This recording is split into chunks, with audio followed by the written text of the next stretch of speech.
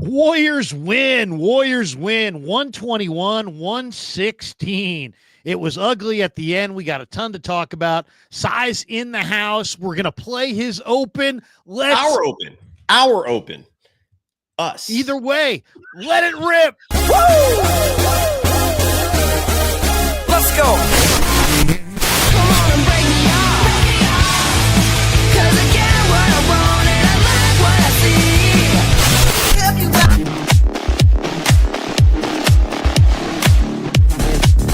Krug Show in the house. And Golden State.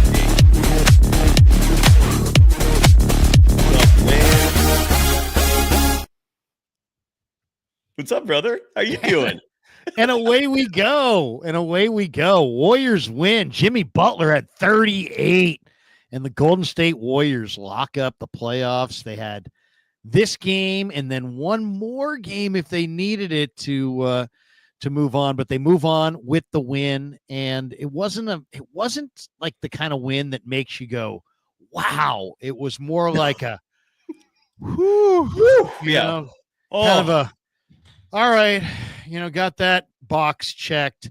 But we got a lot to talk to, to talk about with you. And of course, let's get the chat rolling and see what people have to say. Who gets your game ball? Of course, the Krueger Show brought to you always by Pig and a Pickle, the best barbecue in all of Northern California. Check them out. They're in Emeryville. They're in Corte Madera. They're open 7 days a week from 11 a.m. to 8 p.m. or until they run out. So thanks to Pig and a Pickle for being the title sponsor of the Krueger Show. I don't have my sponsor list in front of me, so if you see me out, I know, seriously. Good luck, man. I'm rooting for you. I will thank our other sponsors a little bit later on in the show. What, do you want me to run through my sponsors while you dig up your list? You know what? This is not your first rodeo. No, sir.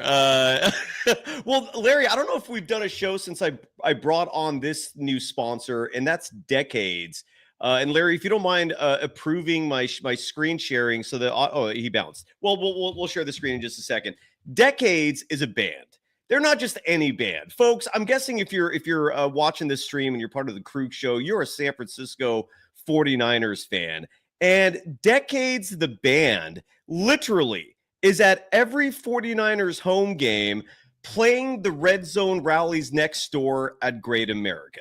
They're a NorCal band, originally from Chico. They're Golden Dazers. They love the Warriors. They love the Niners. And they're available for your event, whether it's a wedding, whether it's a company event, whether it's an anniversary, a fundraiser, a birthday, or even just a good old-fashioned backyard rager.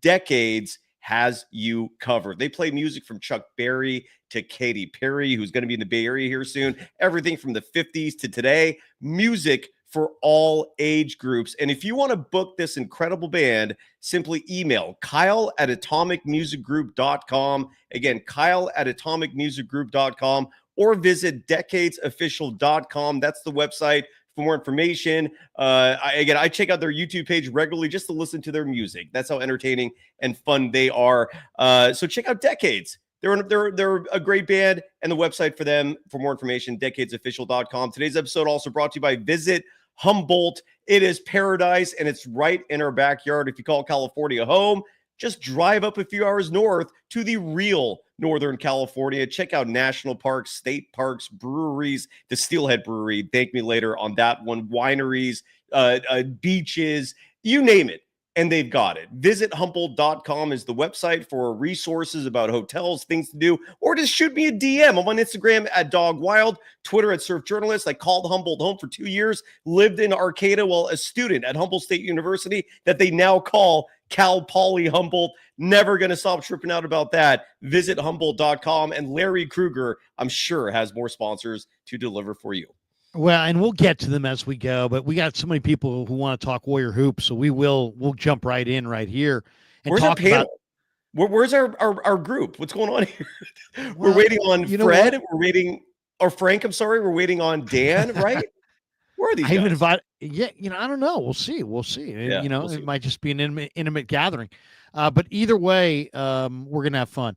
The one thing. I'll say the one thing. When you throw a party, always worry about who's there, not who's not there. Good point. That's a good point. There you go. Good I point. mean, I don't have that much partying advice, but that would be my first partying advice is let's concentrate on the people that are here because people are piling into the room in record numbers. Every time I look up, we've got more and more people watching us. Oh, yeah. So if everybody in the chat right now and everybody listening could hit like and subscribe on both channels, that would be awesome. We would appreciate that. And it's a real easy thing to do. And if we do that, we're going to have 4,000 people in the room here for this postgame show, which I'm really fired up about. Let's talk a little bit about this game for a second. First of all, Golden State 21-7 now since the break. So that's great to hear. I mean, that's music to my ears. That's how good they've been. But to me, this game, a very interesting game. Memphis jumps out 11-2, 13-8 early in the first quarter. Before we go anywhere, what did you think of the lineup? The small lineup with Draymond, Butler, Moody, Pods, and Curry. Well, this is the same starting five that Kerr has finally settled on. He had something like 37, 38 starting lineups this season. Had a hard time finding consistency with this group. And then finally, he found a five that he likes. Is it a five that I like? I mean, it's small. And they've been getting exposed lately. That starting five did not play well against the Clippers. They did not play well tonight against the Memphis Grizzlies. But if there's anything to be grateful about, Larry, besides the fact that they have a starting lineup which has some issues, and tonight I think Brandon Podziemski is the player you're going to look at first and foremost for those issues in terms of why it's not effective. But I am relieved personally that we saw Gooey Santos play, even if it was just 6 minutes or more specifically 5 minutes, 59 seconds, the energy he brings, the size he brings. He's a difference maker, man. He's a connector offensively, a high energy effort guy defensively. He can handle the ball, side note, former point guard, growing up playing in Brazil. And then maybe the player, though, that I think is most important, the player who tied for the team lead in net rating today, and that's Quinton Post, dude. Like, I feel like the moment he stepped off that court every time tonight, the Warriors struggled. And then when he came on, it was like things just kind of settled. And the spacing he brings, the size he provides, Larry, that's what stuck out to me the most. I mean, Jimmy Butler is going to be the headline grabber of this game, I think. Playoff Jimmy was in the house. He was on fire tonight. Free throws not included. Stephen Curry is Steph, one of the greatest ever. I mean, I can't imagine what it's like being another team looking at the Warriors and especially Steph and just thinking to yourself,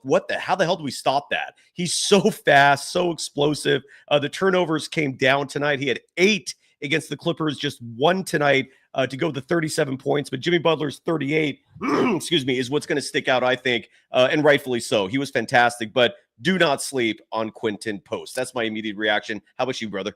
Well, I mean, Quinton Post, it's Quinton Post, not just the forgotten guy today. I mean, Quinton Post is the forgotten guy when we talk about this season. Everybody always talks about, well, their record since getting Jimmy, but it's also right about coincides with the time where Post was really starting to blast off, and he is just so good. And he you know what I would say, the compliment, if he was sitting here or if we were sitting in a bar and all of a sudden he walked in and we bought him a drink and when he's sitting there drinking a beer, I'd be like, dude, you know what I love about your game? You're not afraid. You don't play afraid. Most young big guys play afraid. Heck, Moses Moody's like in his 4th year. He still sometimes plays kind of tentative, a little, it's hard to kind of let it go. But Quinton Post is a really young player and a big man is a competitor, and he'll scrap, man. He'll get on the floor. How about when he got on the floor tonight? I mean, he's just a really talented big man who shoots with range. But you know what he's really great at? He's a super competitor. I thought when I first saw him, I thought, he reminds me a little bit of Lambeer in that he can really shoot the ball.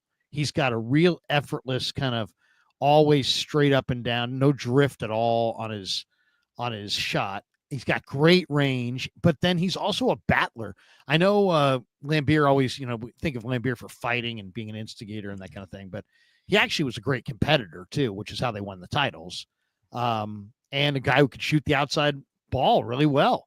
and do some dirty work. And this guy can do all of that. I mean, whoever scouted Quinton Post, that guy deserves a raise. Mike Dunleavy Jr. I mean, that's who gets the credit, and he deserves it. Way to go. I mean, way to go, Dunleavy, because where was he again? Where did Quinton Post play? So Quinton Post, first of all, he's not as young as people may think. He's 25 years old, which again, for a rookie is not exactly a baby, but he played 4 years at Boston College, and then I think because he's Finnish, is he Danish or Finnish? I can't remember, but I'm pretty sure both those countries have a military service as a requirement for being a citizen. So I believe he followed the path of Lauri Markkanen, where I think, do correct me if I'm wrong on this, but I'm guessing that because of the 25, him being older than usual for a rookie. But I want to say, Larry, I also want to say this, and this is not going to be a popular opinion, but at least I'm not here to say popular things. I'm here to say accurate things.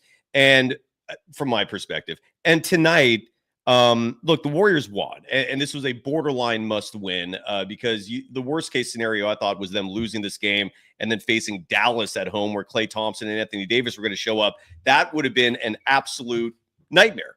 I don't know what other adjective to use for that. With that said, they won tonight. I'm not impressed, dude. This is not a Memphis Grizzlies team that should be keeping things close like this. This is not a Memphis Grizzlies team that is serious. And the Warriors, again, barely escaping. I mean, do not pretend that this game was literally up for grabs until the final buzzer sounded. They did not cover the spread for good reason. These rotations still stink. And I don't know whether or not now's the time to say this, but I'll say it. They're not beating the Houston Rockets in the next round of the playoffs if these rotations stay the way they are. They're not beating. Houston is a whole different beast than this Memphis Grizzlies team. And if Steve Kerr thinks that continuing to give minutes to guys like GP2, Podziemski over Kuminga is going to work against Houston, I've got a Blockbuster store to sell you, man. That ain't going to work. What are your thoughts? Yeah, I mean, it's like the Warriors maybe won the battle, but the theme may be that they're losing the war for sure, because you can't. If you're not going to bring Kuminga along, you're not going to go very far. So that's kind of their reality. And if he's stubborn, he wants to go his guys. He got the win tonight. I'm rooting for him, but I mean, Steve, get Kuminga going. Otherwise, you guys are going home. It's crazy. In this game, though, back to this game for a second, because I thought this game was interesting from the standpoint of Memphis comes out, they look really good. And then I kind of felt like the Warriors, led by Draymond and GP2, believe it or not, kind of put the clamps down. I thought the defense kind of ramped up, and Memphis was like 1 for 10 in like a 5-minute stretch of the first. And then Golden State gets this nice run, 20-2 run in the first quarter. They go up. But then right at the end of the first quarter, and the Warriors have done this a lot, Memphis, they kind of just shut off the energy at the end of the first quarter. Memphis goes on a 7-0 run. Kennard hits the 3-pointer at the buzzer. And so, the Golden State had come back and had, it should have been like 31-20, instead with the Warriors with an 11-point lead. Instead, it was 31-25, because they kind of, if you watch that end of the first half, kind of low energy. Didn't seem like anybody wanted to defend Kennard on the shot. Yeah, the Kennard buzzer beater made it way closer than it should have been. Sorry to interrupt, but yeah, go ahead. No, I just think, and then, I agree. I mean, you a lot of minutes for Podziemski. Podziemski, you could see shot wasn't going to be there because he just seemed nervous or ramped up. He just didn't look like, he was ready to shoot the ball tonight. But give the Warriors credit, because they turned Memphis over 9 times, before like the 10-minute mark of the second quarter. So Memphis had a lot of early turnovers. I totally agree with you on Santos. I mean, that offensive rebound 3-point play that, gave Golden State a huge lift, I thought. And then it was a big play in the game because Bane picked up his third foul with like 8.5 minutes left or whatever it was. I love Guy, dude. His stat line, again, he's not a player where the box score will reflect his contributions, right? And tonight, I think, was a good example of that. 3 points, just 1 bucket made. But the stat that sticks out to me, Larry, with Guy Santos, whereas one of our audience members once infamously called him Gooey Santos, and so I'm rolling with that. Gooey, in 5 minutes, 59 seconds of play, 3 offensive rebounds. And such a random stat, but those were huge, brother. You called that out. I love Fought Gee, for him, man. too. I mean, I love his energy. You're right. It's contagious, and he's good. Yeah. He's a good vibes guy. I mean, and he's got some. He's one of those guys that there was like pickup games in the summer. He's probably going for like 45 and has all kinds of game. But in the NBA, he's like this, hustle guy, rebound guy, But he's probably really raw if you played him. Well, this summer he was an Olympian, actually. I almost forgot about that. He played for Team Brazil. So, I mean, the energy is off the charts.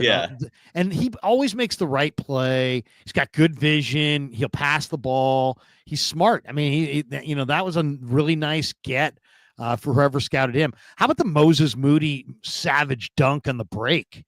And his defense. I love Moses Moody. Sorry. But yeah. Moses Moody. One thing I noticed in this game where the Grizzlies were giving Butler a lot of space to operate. And for whatever reason, I don't know why. And he kind of torched him. It was almost like they challenged Jimmy Butler, and he stepped up, man. He was huge. He had a couple open threes. He went to the rim. First, like 10 minutes out there, he had like 16 points. It was like they were almost like daring Jimmy Butler to take it over, and he did. Well, they are. I mean, you look at the way defenses face the Warriors, and the strategy is usually very simple. Double team, maybe even triple team Steph Curry, and just let other people beat you. Jimmy Butler is not a notorious three-point shooter, but I thought what we saw tonight was the next level of aggressiveness that I think a lot of people have been waiting for to see from Jimmy. And I don't know if he does this by design. I have no idea if it's intentional. Stephen Curry, by intention, monitors his aggression levels and his energy levels, right? Like, well, if you're a Warriors fan, you've heard the old adage, like April Steph, right? Stephen Curry in the month of April is on fire because he starts ramping it up. He starts kind of letting loose and going all out in terms of effort. Jimmy Butler, again, when the playoffs start, it's just a whole different story. I need to pull up his stats right now just to see how he comps in terms of regular season versus postseason, because something tells me those stats are very different. But that's how defense is played, man. They'll double and triple team Steph.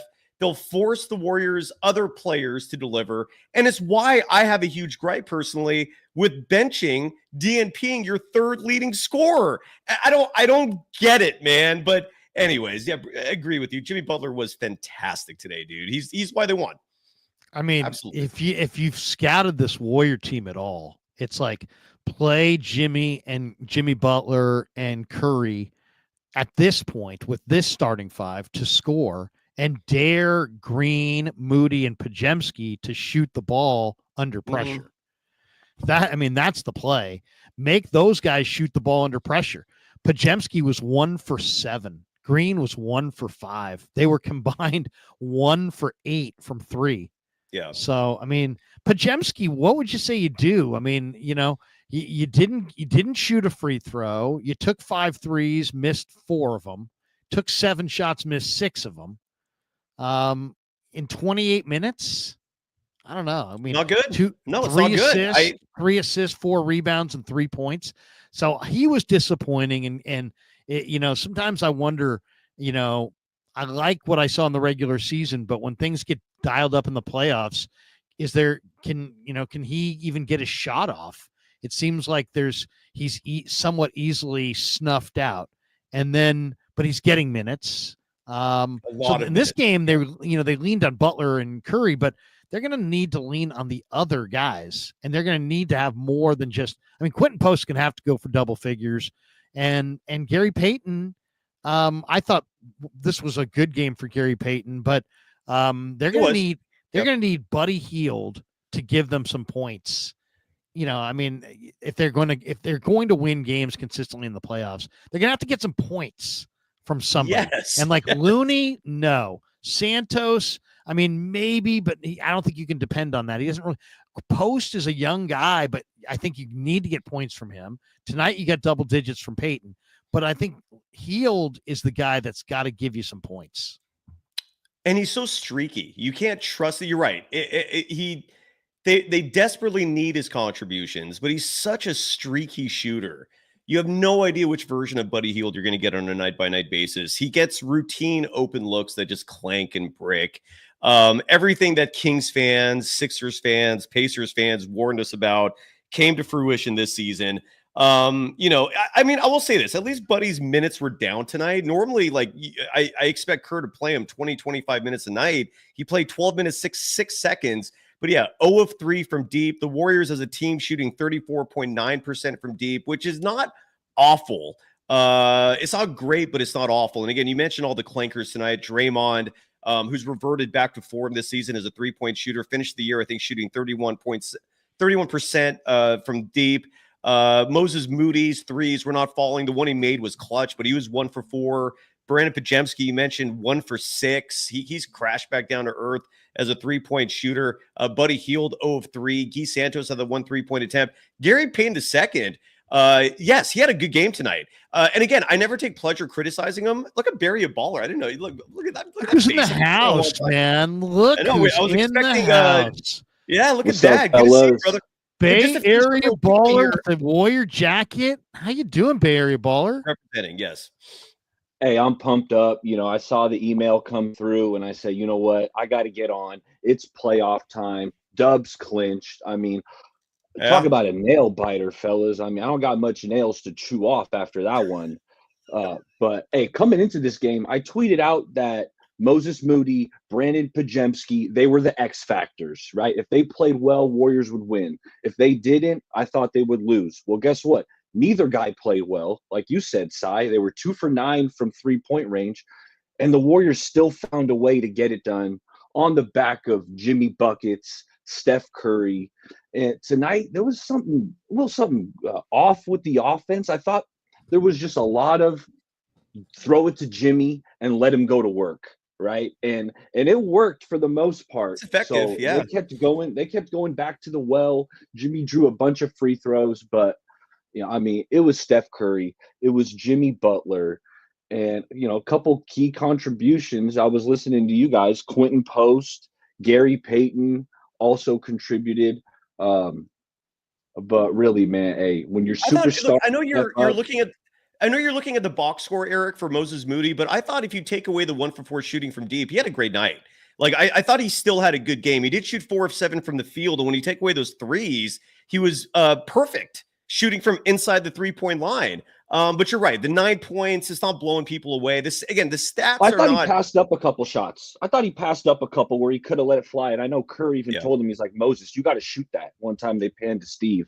So Moses, I really thought he was playing so well, during that middle stretch of the season. I felt like the last maybe 3 or 4 weeks, he's kind of tailed off a little bit. But hey, coming up with this Houston series, we're going to need Moses to get back to knocking down that shot because he was so consistent knocking down his open threes. I feel like it's kind of tabled off here, but you know how shooting comes and goes in waves, and you're hoping this next playoff series. And let me tell you something, Houston, I guarantee you, Houston, the fans, the team, they were pulling for Memphis tonight. They didn't want to see these dubs. They don't want to see how many times these Warriors end the Houston Rockets seasons. And fellas, I think it's coming up again here. Let me ask you this, Eric, real fast.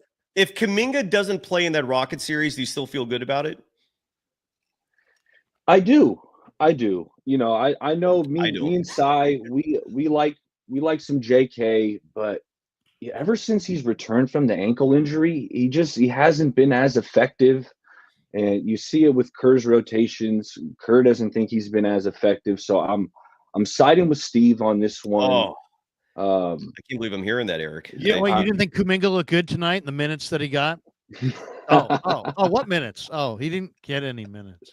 By the way, real quick, I looked up Jimmy Butler's regular season versus postseason stats. Just Jimmy Butler as a 3-point shooter is so sporadic depending on the season. Like last year, or even this year with the Warriors, he shot 27.9% from 3 and was shooting 36 when he was with Miami. But last year, just a year ago, Jimmy Butler shot 41.4% from deep. And then 2 years before that, he shot 23.3% from deep. He is the most inconsistent 3-point shooter. For his career, Jimmy Butler shoots 32.8% from deep. In the postseason, that number goes up to 34.7. So a 2% change. And in his career, real fast here, regular season, he is a lifetime 18.3 points per game scorer. In the postseason, the number goes up to 21.3.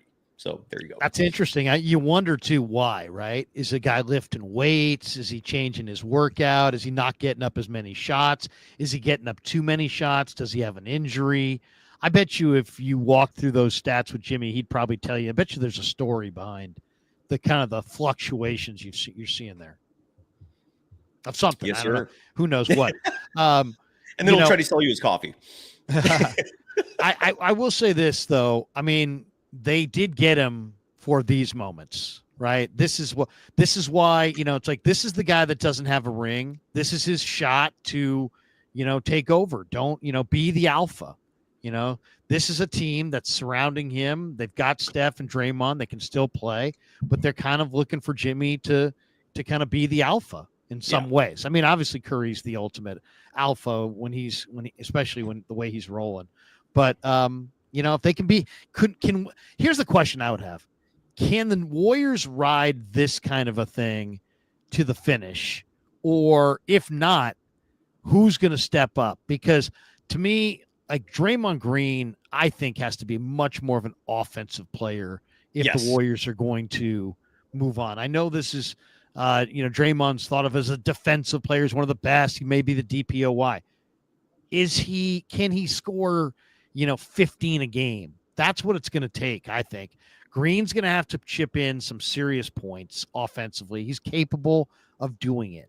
I think Moses is going to have to become a much more assertive offensive player if he's going to start and get major minutes. It's like, dude, somebody needs to grab him and just shake him and be like, dude, you're the man. You're the guy. It's like, I realize you're a nice guy. Here, inject some swagger and go out there and kill people. If he had a little bit more of that scorer killer instinct, I think he gets along great on this group because he's kind of willing to kind of blend in. He's to me, he reminds me a little bit of Wiggins. He seems a little passive at times, but you know what? He's got it in him to be really skilled and take it over and produce points. So I think they're going to need points from Green. They're going to need points from Moody. They're going to need Pods to find some game within the high pressure environment of playoff basketball and make the adjustment quickly. And then they're going to need some points from Hield and Post off the bench.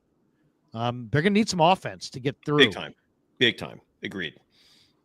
Yeah, I'm doubling up on Brandon Pajemski because he was looking like a future all-star just, as short as 2 weeks ago. He was playing outstanding, knocking down the ball. For a small stretch. It was a small stretch, but I agreed. Yeah, it was like a 4-game stretch where he was putting up like 25 a game, knocking it was crazy. Down, 3 or 4 threes a night. And I'm thinking, oh my God, we found a new all-star. Can he be that? He still might. Eric, he still might. He's so young. He's literally the youngest player on this team. He beats Kuminga by like 3 months. Dude, like that flash was so encouraging, I think, because that could be what he becomes on a consistent basis.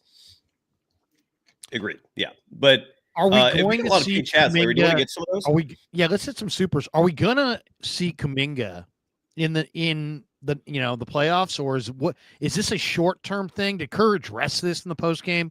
What's the plan here? I'm trying to see if there's any sound available, and there is not. I'll let you know as soon as something gets posted here. But all I'll say about it is that I did see Slater say that in the pregame it was like kind of understood that he wasn't going to play. Yeah, what happened is Shams Charania reported 2 days ago that Kerr, if there's any bright side to all this, is that he is communicating to his players what's going to happen. And at least the last game, and I imagine this happening again tonight, he did communicate to Kuminga he's not going to play.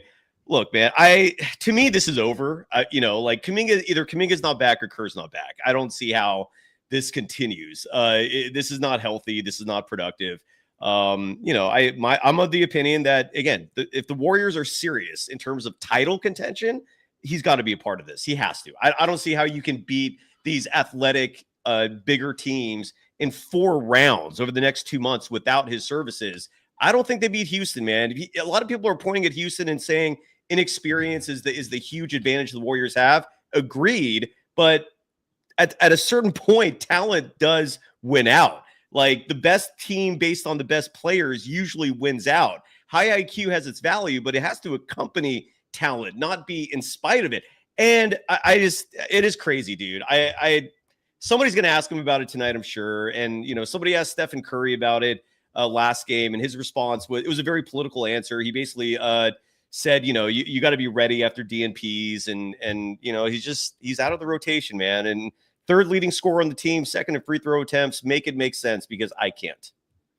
It's so obvious that they should put Podziemski on the bench and play Moody at the 2 and put Kuminga in the game. First of all, I mean, I know Podziemski though is a pretty good rebounder, and that block at the end I thought was clean. I know somebody said he may have gotten him on the wrist pretty good, but I thought it looked pretty clean. He got his body out of the way, and he got the ball.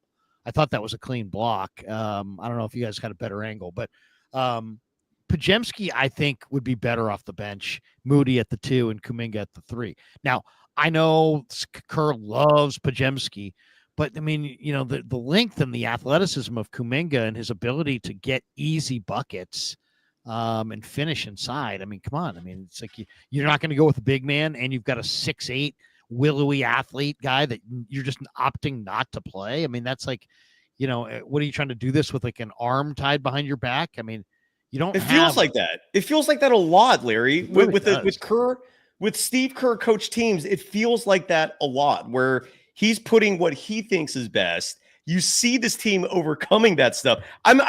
This started for me back in 2018, Western Conference Finals, Warriors Rockets. It's a series that should not have gone 7 games. You have a team with Steph, Durant, Clay, Draymond Green, and all they had to do was give JaVale McGee, David West, Zaza Pachulia some damn minutes. And instead, JaVale McGee was DNP'd that entire series, except for one game. I think David West was DNP'd for all but 2 games. And then you had players like Swaggy P and Quinn Cook getting serious minutes, Jordan Bell getting serious minutes. So there's nothing new here.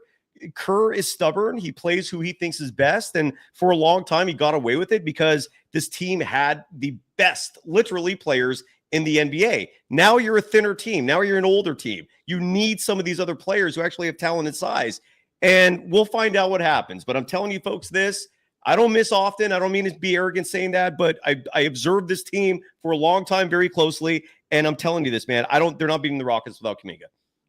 I don't think it's even that hard. And it needs to be said. I mean, it's a somewhat unprecedented. You go find me another team that has this talented of a player, DNP coach's decision in a playoff type atmosphere. Come on, man. I mean, let's talk about the other guys who got the DNP designation. Braxton Key. Yeah, Braxton Key got a DNP. Kevin Knox got a DNP. Trace Jackson Davis got a DNP. And Pat Spencer got a DNP. And Jonathan Kuminga, the lottery pick. So basically, you're in Scrub City now because you were a lottery pick. I mean, it's just like, what a waste. It's like if you even had a notion, if Steve had, something, there better be a backstory that's pretty good, because if you even had any notion at all that this was possible, that your lottery pick young star who's going to want $200 million, extension or more, that you were going to DNP coach's decision when he's totally healthy. If you knew that was a possibility, why wouldn't you? I mean, if you're Dunleavy, do you never talk to Kerr? Are you guys on separate phone lines? And I mean, what's going on? I mean, you can't have this valuable. Are you trying to win with Steph? Because part of like maximizing Steph was getting guys around him. But if Kerr knew that he wasn't going to play Kuminga, then you could have moved Kuminga for something really, really good. Yes, that could help you win now. So it's like, I mean, it crazy. Seems like they didn't communicate, or they're maybe not on the same page on this roster, or how they view this roster. Or is it simply that Joe loves Kuminga, and whatever, it's all these little walls are up inside the Warrior. Joe loves Kuminga, but he's not going to tell Kerr how to coach. I don't know. You tell me. You're Mr. Warrior. I mean, Eric, you've been quiet. why I is want to hear Kuminga Eric. not Eric's playing? been quiet for a while. None of He us loves should Kerr. be surprised by this, right? Because Kerr's been jostling around with Jonathan Kuminga ever since he got here. So it's like I'm used to it at this But point. I thought we were over that. I thought that was like we're beyond that now, and he's going to just get. I mean, can't we acknowledge this guy is one of the biggest talents you have? And as we go further along in their careers, the older players are getting worse. The younger players should be getting better, and instead, that's not happening. The older players are getting worse, and the younger players are not getting better. There's some things that frustrate me about JK. Yeah, he has all this talent. He gets stripped going to the rim too often for my liking. A couple too many brain. But those are called passes, turnovers, Eric, and he doesn't average an unhealthy amount of turnovers. But go ahead. I mean, he's got 1 point. I just looked at the last 10 games, which I know he hasn't played in the last 3 or 4, but he's averaged 1.4 in 18 minutes. That's not good turnovers. Yeah, I mean, he's shooting 16% from distance. That's bad. The turnover number is not. I'm not looking at it. I mean, that's not a ridiculous number. The 3-point shooting is bad. I agree. I wish there was communication. This is where I wish Steve Kerr actually coached. Like, why can't you talk to him and be like, look, LeBron James, it took him a long ass time to start hitting that 3-point shot. Giannis Antetokounmpo pretty much never figured it out, so he moved on. Why? I mean, I don't get why there is a considerable lack of effort in trying to develop this kid, right? Because I don't see any effort there. And when we hear everything about Kerr, who he is as a coach, very laid back, very player friendly. And this is who he is, man. He expects people to figure things out on their own. Not every player is wired like that. And Kuminga obviously needs a hand, or at least he needs some faith, and he needs minutes, clearly, I think. Larry, like I'm doing minutes. Yep.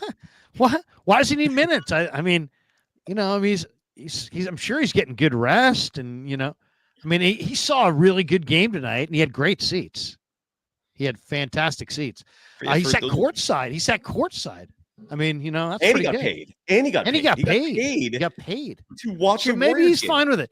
Maybe it's good. Maybe all's good, and we're the only ones who are complaining. Well, I got some, Larry. I'm writing a story right now that I thought would take me like 3 hours, and I'm now on day 3 of this because it's turned into like a massive, and it's going to be published soon. But it's turned into this massive story about what has been going on with this Warriors team pretty much since 2020, right? And I'm doing research, I'm doing interviews. And one thing that I was reminded of in doing all this research for this story, it's going to come out soon. It's going to be on Substack, dogwild.substack.com. That's the website. Subscribe there. It's also going to be Golden Days' newsletter. But these are the quotes that I got from the story, because when we go back to that fascinate me, and I would love to know what you guys think, because when we go back to 2020, which to me is where it all really started to kind of get funky and weird. And Kerr went from being a coach that like was universally respected and you didn't really question him, 2018 aside, but they still won, right? So you don't exactly think about it that much at that point, given they won. But 2020, everyone loves to absolve Steve Kerr of the James Wiseman pick, right? Steve Kerr, I'm going to read you what he said about James Wiseman. Never mind the fact that he did a Zoom interview with Wiseman, Kerr by himself, went to Miami to see a private workout with James Wiseman, right? Flew all the way out there, worked with him, had a second visit. And so Kerr called James Wiseman his draft pick, all right?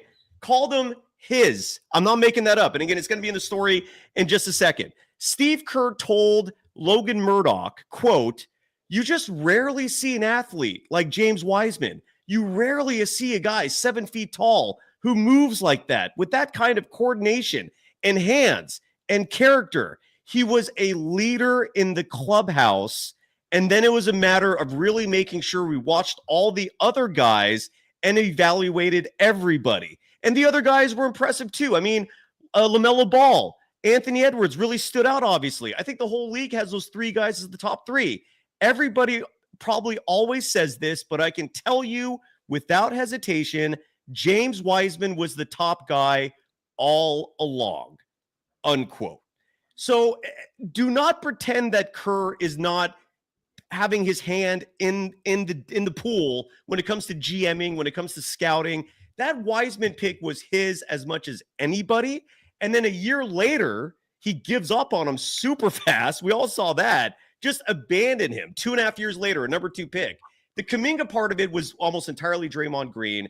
I've reported this exclusively. Kerr wanted Josh Giddey. But I just want this to be like out there. Like Steve, like everyone pretends Steve Kerr is just the, the genius, the delicate genius who does not involve himself on the GM side. He's just coaching. No, he meddles big time with personnel. He was behind the Dennis Schroeder thing. He was very much involved in the James Wiseman thing. And I just don't respect him as a talent evaluator. That is my position. He got fired. Okay, but I will say this, though. All coaches, I mean, an NBA team is an intimate traveling party. I mean, we're talking, I'll say this, Moses Moody knows the heck out of Kevon Looney. Kevon Looney knows the heck out of Tim Roy. Tim Roy knows the heck out of, whatever, Brandon Pajemski. These guys are traveling all over Timbuktu. They're on tarmacs. They're on flights together. They're everywhere. So it's like, I don't know. It's just there's not in the off season though. This was all in the off season during COVID. No, I know. I'm just saying there's just it's some coach speak. I mean, it's your guy. You're not going to bash your new draft pick. Yeah, I mean, I know. I think also more than anything, it's aligning with the owner wants. Whatever. I mean, we all know Joe has an opinion, and I think Bob Myers' line of "we all know Joe loves big men" was at the final presser was Bob's way of saying Joe wanted Wiseman. And I'm sure Steve likes his job and said, hey, let's, probably I'll say this. I could have looked at Wiseman in a workout and thought, awesome. And this guy speaks Mandarin. You got to be kidding me. He's smart. He's huge. He's athletic. But, I got nervous early when I saw him, the way he shot the 3 ball and the way you could see how much it meant to him and everything. And he got all real stiff and slow. And I was like, oh my God, this is a big man who's in love with guard skills. And I wonder if he's just got guard mentality. And then he just had awful hands, balls clanking off his hands. And the not more his I rookie watched year. him, Not his rookie year. HR brings that up too. In the chat. He didn't have the hands issue his rookie year. That's important to note because he wasn't damaged yet. Either he was soft, or was bothered by the game. Something bothered him because he's a huge, massive body. I mean, he'll probably figure it out at some point. Who knows? Maybe he'll be back. I don't know. But he's another one of these resume guys. Have you noticed that there's a lot of people, wow, the resume is amazing. He's this, he's that. Oh, yeah, exactly. Oh, yeah. On paper, it's like, oh, he's the best. But in reality, he's not so good. So there's sometimes you got the risk in taking James Wiseman is he played 3 college games. 3. Yeah, that's it. So you can't really evaluate anybody who played 3 college games. They were good. He was good in those 3 games, but I mean, it's 3 games. But then at the same time, in all this, in this same process, again, if Kerr wasn't also bashing Anthony Edwards, I wouldn't care as much. But people have to bring up the 2 timeline thing and how it failed. My retort to that is Kerr was not the right coach for this. Kerr was great for inheriting a team that was on the cusp, took him over the top, forever grateful for that. But again, you don't make that Kevin Durant trade. He's not boasting about 4 championships. Maybe he gets 2 when all said and done. And the fact that he literally shat on Anthony Edwards is why, I'm just ready to move on. I think that's my ultimate point is this is not the right coach for this moment in Warriors history. And they're not going to beat Houston without Kuminga, man. I just, the way he's handling Kuminga just disappoints to no end. I agree. Let's hit some supers. Julian Bashir, I've lost all excitement because of Kerr. Oh man, that sounds awful. I feel him though, man. I feel him. I feel defeated. No excitement at all.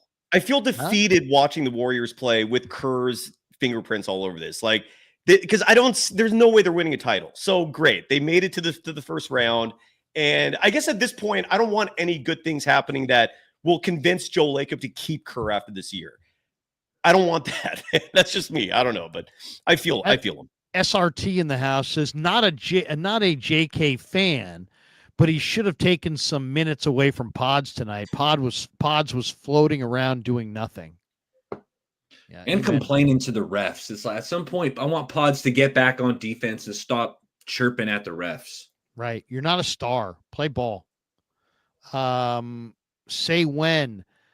Them refs out there looking like old Tim Donaghy. If you know, you know. Yeah.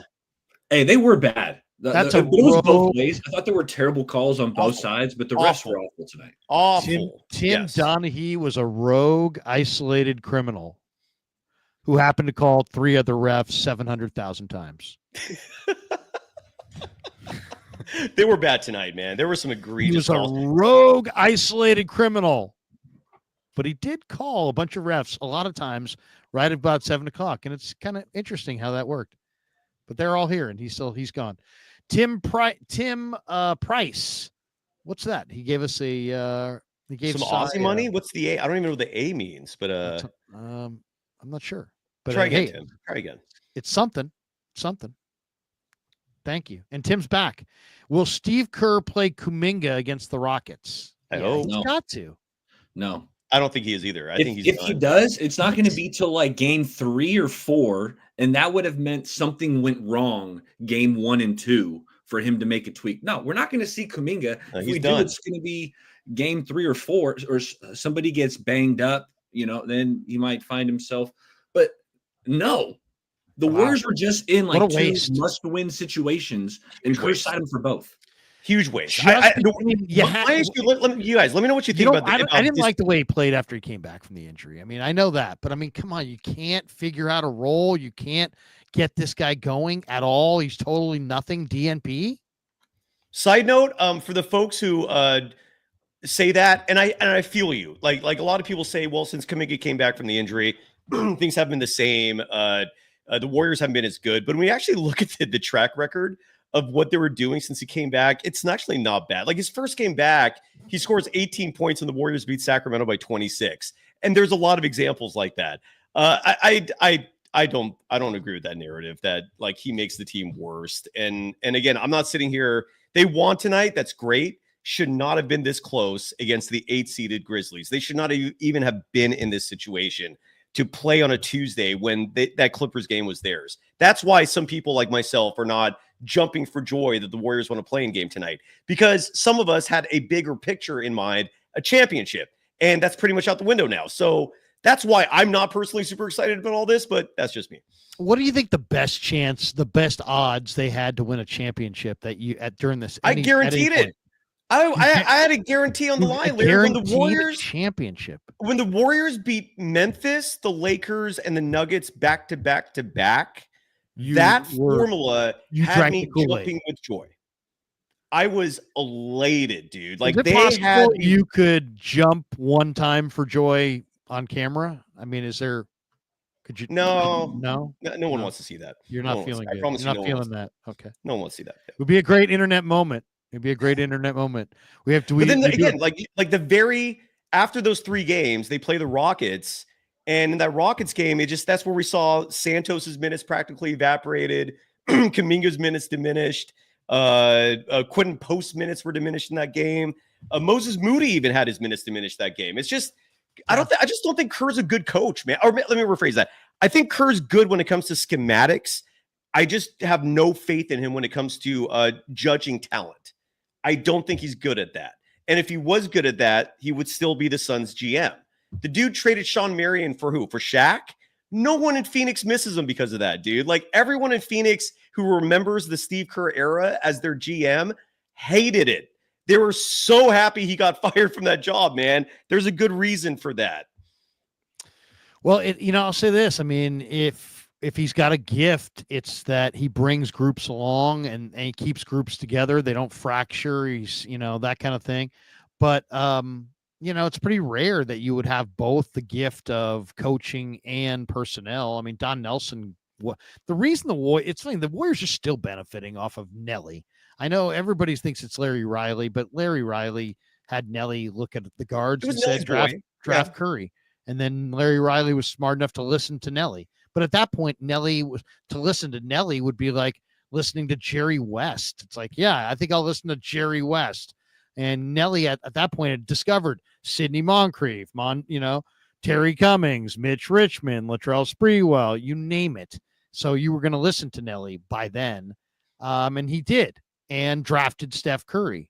And the Warriors have benefited ever since by surrounding Steph with some other good players. And Jerry West was part of that, accumulation of talent. But now it's like, they've made some good moves. I mean, I like Dunleavy. I think he's made some good moves, but I do question Kerr's ability to evaluate talent. And to me, Kerr is making the one crucial mistake. It's like, you can do what you want. You're the coach, but let's away from the arena, maybe during a week off, whatever, somewhere in this long, arduous, endless NBA season. I can't believe Dunleavy, Kerr, and Lacob didn't get together and say, hey, look, we want to win a title. How can we best get there? And I guarantee you, if they were thinking about this, they would have to know that the young guys, Kuminga, Moody, and Podziemski, I was thinking TJD at the time as well, have got to give them something, and they've got to develop those guys to the point where those guys are playing at a pretty high level, and let Steph and Draymond and Jimmy Butler and everything kind of then add to their young cores. But instead, they've just, the young core is totally secondary. It's Steph, it's Draymond, it's Jimmy, and then like the young guys fit in around that. And man, if you're not fitting in well, Kuminga, sit down, and it's like they're not bringing them along, and I don't think they realize that, this is some freaking marathon, and you're not it's not like you got 3 more games left. You got to get this guy going. You can't not have this guy, and have any chance at all. They're doing the exact opposite of what they needed to do. They needed to figure out a way to get him rolling by the playoffs. Instead, he's DNP as we go into the playoffs. So they've totally effed that up. I mean, that is undeniable. I love Kerr, but I mean, anybody could see that Kuminga was kind of a wild card, and you had to get him going before the playoffs. And instead, he's totally at ground zero with no momentum at all. It's the worst possible conclusion. I mean, it's just Can I propose a question to you guys? Because I want to know, do you think that Steph Curry and Draymond Green are going to Steve Kerr after these last couple games and saying, Steve, we need Jonathan Kuminga in the lineup? Is Steph Curry saying that? Is Draymond Green saying that? Because if they felt like Jonathan Kuminga was going to bolster this team as much as it sounds like you two think JK could change the direction of this team, then I think that they would go to Steve and say, hey, Steve, JK should be playing. So maybe they're not seeing it. That's like, here's the thing. They've never done that. Like they have enough respect for Steve Kerr to not step on his toes. I mean, Eric, I'm guessing you played, right? Sports in your life. I mean, most players, and I know the NBA professional sports is different, but in general, athletes don't question coaches, and to question a coach with regarding personnel decisions with minutes, I mean, that's borderline insubordination. And Steph and Dre are very they're professionals. I mean, even Dre, you see the antics he does in games, but behind the scenes, he's very professional. Dre did influence drafting Kuminga. Dre and Steph have James Wiseman. I've never heard the Wiseman part of it. Draymond wanted Wiseman. He wanted some size. I never read that or heard that. If you see that somewhere, great. But the Draymond thing with Kuminga specifically was because of Jared Jack. In case you folks forgot, Jared Jack, he played on the Warriors, was a great mentor for Steph as well. He was on the 2013 team that upset the Nuggets, pushed San Antonio in the second round of 6 games. In Jared Jack's final season of his career, he played for the G League Ignite. His final year was Kuminga's first year, and they were teammates. And Jared Jack and Draymond Green are close friends. And so that's how that whole recommendation came about. Jared Jack told Draymond, this kid has talent. This kid has the dog in him, effusively praised him. And then Draymond agreed. He did his research, was like, yeah, you're right. And that's how that whole happened. I've never once heard a report or heard anything otherwise of players ever questioning Kerr in terms of like who to play when. So I don't know if that's something that it could happen, but I just don't know if it's in him to do something like that. You know what I'm saying? Like, I don't know. I don't know. Maybe you're right, but I've never heard anything where regarding Steph and Dre taking steps to be like coaches themselves, right? I've never heard that, but let's get through some of these supers here. They're piling up on us. OMG, Kuminga should play over GP2, but Curry wants GP2. Also, Kerr will not play Kuminga over a shooter, even Buddy. JK only gets minutes as a power forward. Yeah, no, there's no question. I mean, that's how they have him pigeonholed. But the thing about it is, this was your lottery pick, and it's like he's an incredible asset. Well, and Larry, and to consecutive you should have seasons, used him, or at this point, I mean, it's too late. It's like it's too far down the road. You should have had this guy, in a major role, or you should have moved him for guys that were in major roles. It's like having this guy would be having like a Pagini in the driveway that you don't drive. It's like, what?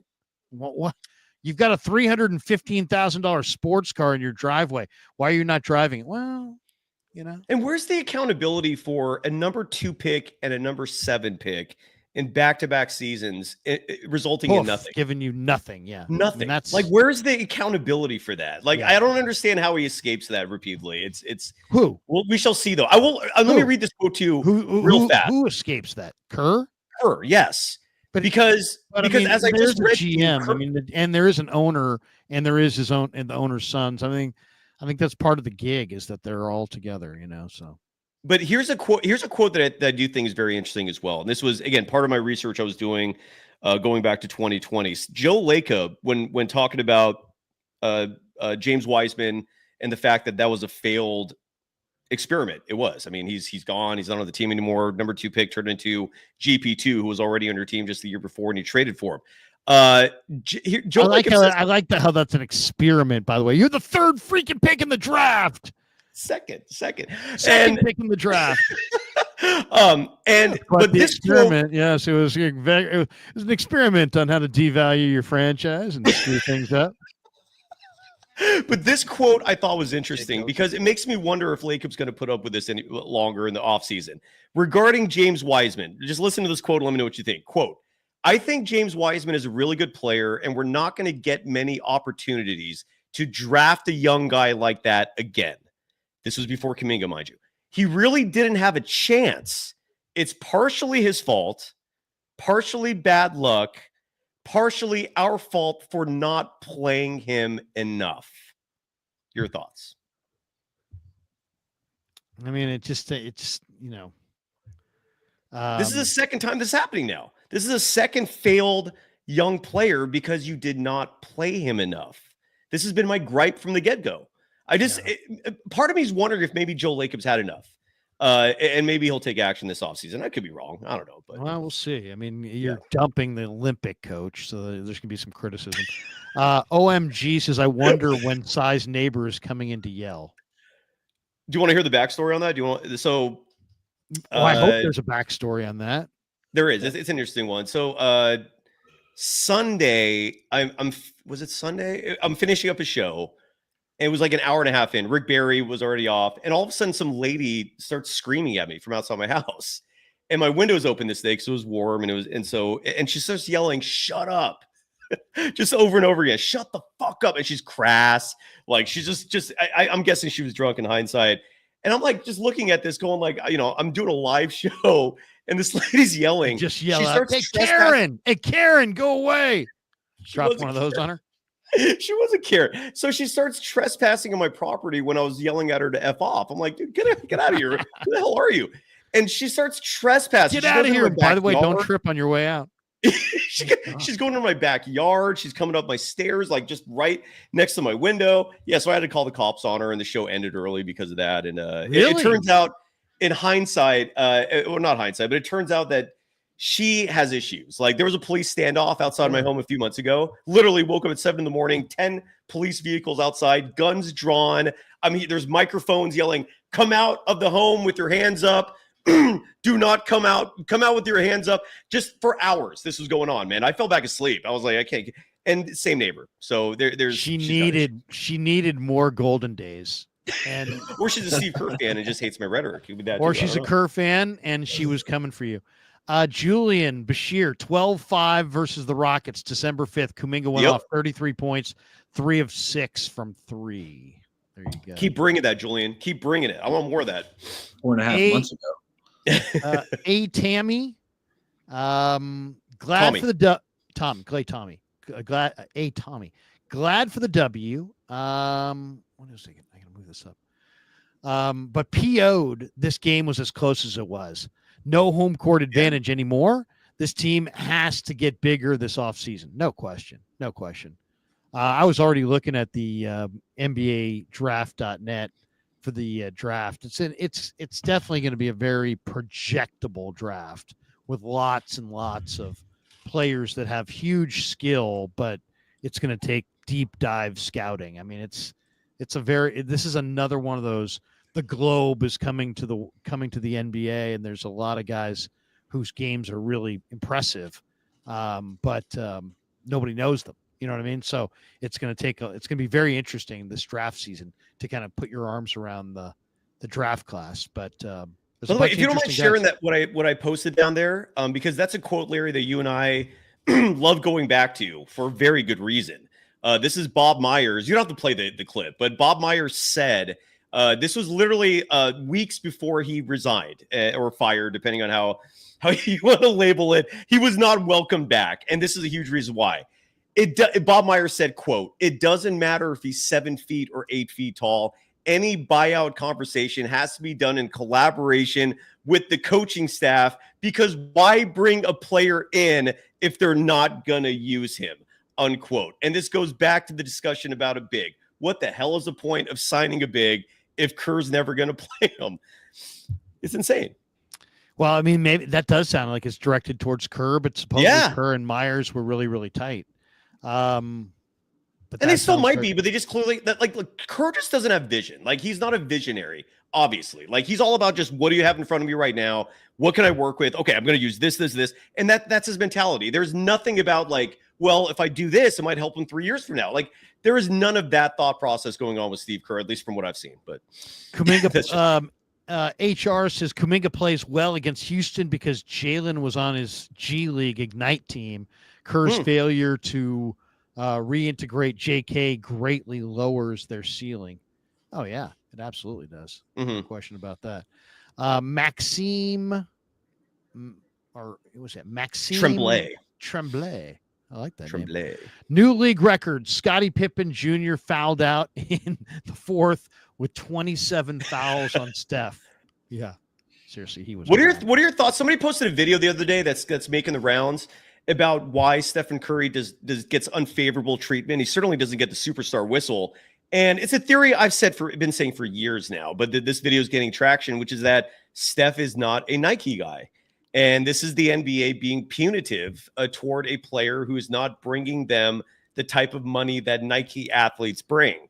There's an old adage in journalism: follow the money to get your answers. And what are you guys' thoughts on that, man? That would be the biggest scandal of all time. Bigger than Donaghy? The guy doesn't get calls in the game because of the shoe company he reps, and when he's already this global ambassador for your dying, uninteresting brand for the most part. I mean, that would take balls. It would take balls for the league to ever sniff anything bad about, anything in any way that offends Steph Curry or LeBron James at all. I mean, those guys right now have done more for this league than almost any two people in the last decade, and they continue to basically be the face of the league. So I don't know. I don't see. Something tells me the league will not be going after Steph Curry. I'm not buying that, but I do think Steph's not a flopper. He doesn't whip his neck back when he gets grabbed. I think that would be more of my case for why he doesn't get the call, is he's not flopping. He's not crying to the officials as much as a lot of these other stars. The video does examine that. It literally examines every excuse and then quashes it. And again, who knows? But I've seen more effed up things happen in this world because of money. So who knows? But G Code Travels Vlog POV says DNPs on Kuminga Will he walk in free agency? Might not be happy. I mean, they're going to No. figure out a way to move him, I'm sure. He's a thinking sign and restricted trade. He's a restricted free agent this offseason. There's another avenue the Warriors could also take, and no one's talking about this, but it is an option, which is you exercise the 5th and final year of his rookie deal. You get him another season on a cheap contract. The risk of that is you lose him as an unrestricted free agent after the following season, but you do get him for another year. So I don't know, but he's a restricted free agent. Here's the thing. All that's going to take is one bad moment in camp that goes public between Kerr and him, and suddenly everybody's going to know your predicament, and you'll have no leverage to get anything of fair value at the deadline. So, I mean, you got to play your cards. To me, being decisive was the play, and they're way beyond that. I mean, they have been so indecisive. So, but I mean, John Dickinson brought it up on KMBR the other day. Kind of an interesting trade. He said, how about Kuminga to the Kings for Keegan Murray and Valanciunas? And I thought about it for a second, and I'm like, God, man, that's that you're getting rid of a better athlete than you're getting back, but you're getting a shooter in Keegan Murray and a legit big in Valanciunas, and for a guy that Kerr doesn't like anyway. I mean, that's a lot to get back for a guy that Kerr's DNP coach's decision. What do you think of that? I mean, as a move to try. I mean, they got a 2-year window here. They got this year, they got next year. That's what we're talking about. Do they? Larry, hold on. I think Larry, so. A few months ago, with you were Curry. saying Steph and Dre and Jimmy are too old. Now you're saying there's a window? Well, I'm saying it's a short window. It's this year, next year. I don't even think I think they're done. This is why I'm so pissed, because I don't have faith in a 38-year-old Stephen Curry carrying this team to a championship, man. Like, I thought I you don't have told faith me that you were super pissed because you were afraid Ryan Leong would show up. That too. I mean, God forbid that. Oh shit! And he's there, here. look, Hey, Ryan, good to see you, brother. Great to see you. Look at that. There he is. Ryan, can we read a couple of these supers before you give us your breakdown? Because your breakdown is must see, and I got to get these supers off of the top of your face. So let me get these out of the way real quick. Here, let me just get these out of the way. That's what she said. Miguel R. Kerr needs to stop forcing Loon and Healed. Yeah. Seems like we do the Loon part. He loves Loon. SGA Chardall in the house. Hi, ballers, Cy and Larry. How are you guys doing? We're gonna need more supers to answer that. Larry, you're such a pro at when it comes to just the audience engagement in general. But Chardall, you're a master, sir. I love Chardall from a distance every other year. SRT_ says Kerr has led this team to 6 finals. Jonathan Kuminga is in year 4 with the dreaded potential tag.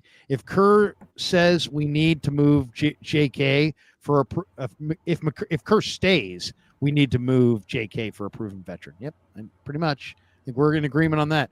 Miguel R says Healed lowest IQ Loon. Slow as fuck. What does it say? Cardiopods. I guess he's a hustler. I think that's a reference to him being a hustler and how that's with what's it? This is like that's not. This good, is right? Buddy Hield has a low IQ. Kevon Looney is slow. Brandon Pajemski is just all hustle. Like, I think that's the gist he was saying. Wainster in the house says Dubs battle tested and a good team. With Curry and Butler, we will be a difficult out. Regarding Kuminga, Curry, Jimmy, and Dre likely don't want him in the game. Dubs over Rockets. Bring low turnover. We bring low turnovers, hustle, and energy. Wainster, thank you. And look, I hope I'm wrong about Warriors Rockets if Kuminga gets DNP'd. I pray I'm wrong. But I don't see how they beat Houston if Kuminga's not a part of it. But we're almost Ryan Leong bound. Oh no! Oh, where'd he go? What? He'll be back. What? He'll be back. Oh, and like that, he was gone. He'll be back. He'll be back. He's like a mold.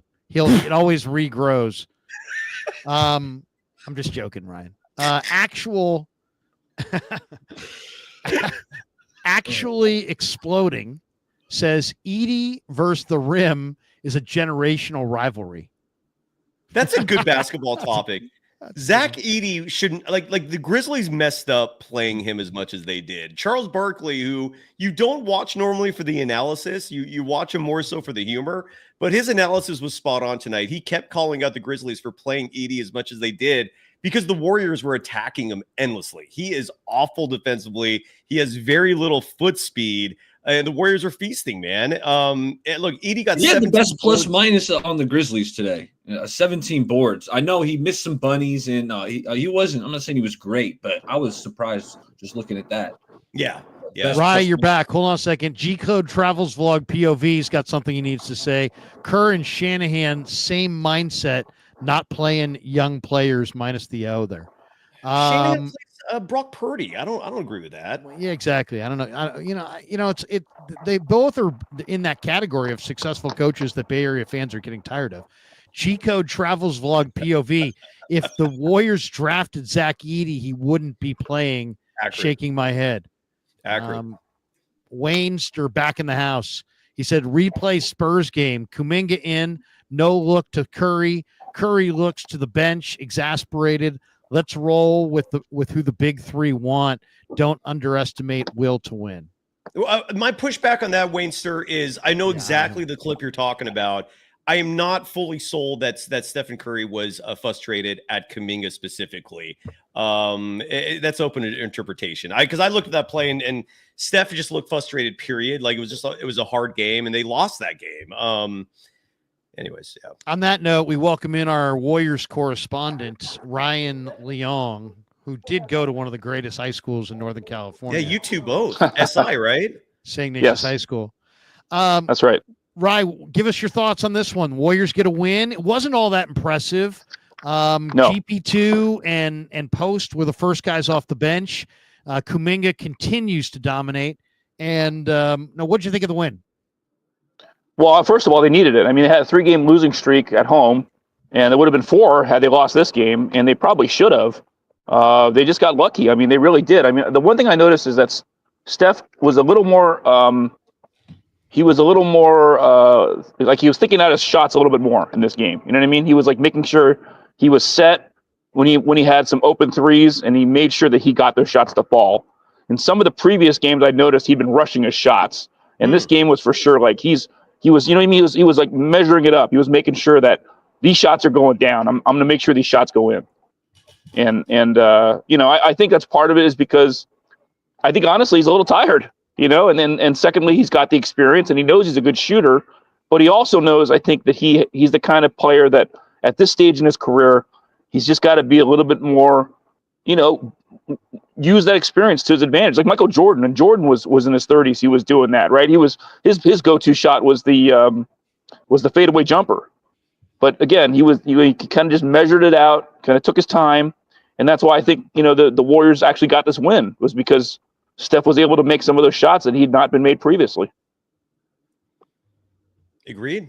Good call. Good analysis, Ryan. There. Do you guys, does everybody here know each other? By the way, I hate having parties where nobody knows each other.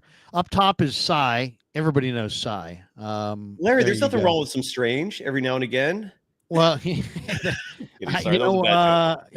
funny that you would say that. Anyway, great way to bring that up. Anyway, somebody mute Cy. In fact, that right there is mutable. I mean, that's Cy. You go to the penalty box. You're muted. You're muted. I mean, at least for 30 seconds. Bring up the strange. I'm married. Baller's married. Baller just had a kid. Ryan someday hopes to be married. Congrats, someday. Brother. Don't know when, but. So there you go. Ryan Leong is Clooney, man. He's never going to get married, or at least not until it's 65. I tried to mute Clooney got married. I tried to mute Cy for a second there, but he has the ability to unmute himself. And he unmuted himself. I'm sorry. I apologize. I mean, that's just not right. I mean, once you've been muted, you need to stay muted, and you have to abide by the rules of mute. But that's all right. Welcome back. All right, Ryan Leong, you're here. You're powerful. You know what you're talking about. Give us your breakdown, brother. What do you think? I mean, what do you see Warriors Rockets round 1? I mean, the good news is they only cost themselves 1 day of rest, right? I mean, if they had beaten the Clippers, they would have been playing. No, because the game is coming up on Saturday, so it would have been 5 days of rest. Now it's 4 days of rest. Good point. So, aside from playing an extra game, they got damn lucky. I mean, look at Memphis. As much as we want to talk about the Warriors kind of possibly choking away their season, Memphis was a 2 seed, and they're all the way back down to playing for the 8th seed now. Yeah, they're cooked. So and they dumped their coach along the way. Yeah, and you're exactly. They fired their coach along the way, and this new guy seems pretty cool. But yeah, that can't be good for continuity when you're firing your coach. Like with a week or so left in the season. That's just nuts. I mean, the Warriors. I will say this. I know there's a lot of talk about why Kuminga's not playing, but a lot of guys weren't playing. I mean, Guy Santos, just a touch under 6 minutes. So many guys benched. I mean, remember earlier in the season, Cy, that TJD was considered this revelation. Now this guy's riding the bench. I mean, he just played like a week ago too, and contributed some positive minutes. I forgot which game that was, but yeah. Why is he buried? I mean, why is he buried? He seems like it's a 4-year college player who knows how to play. He can work the baseline and finish at the rim. He's strong. He's a big body. Why is he banished to Siberia? Right. But my biggest concern really is how long can these guys go with the minutes they're given? I mean, the one thing I'm sure Cyrus and I agree on, I don't know what the heck Buddy Hield's doing getting 12 minutes. I mean, that guy, he should be a victory cigar, in my opinion. He should be coming into a game when the game's decided. That's when he should be playing. Wow. Otherwise, you're not a Buddy Hield guy. Let's put it this way. I can see why he wore out his welcome in Sacramento and in Indiana. He just such a one-dimensional player. I mean, he's only 1 of 4 shooting tonight. He missed all of his threes. That's basically the only thing he's really good for. He's always spoken highly of your reporting. Yeah, sure. He's a nice guy. Don't get me wrong. He's a really nice guy. He's probably one of the friendliest guys you're ever going to meet. Okay, so it's not personal. You're saying it's not personal. No. But I'm just saying for what he's giving you out there. What's a little personal? Sound a little personal. Yeah.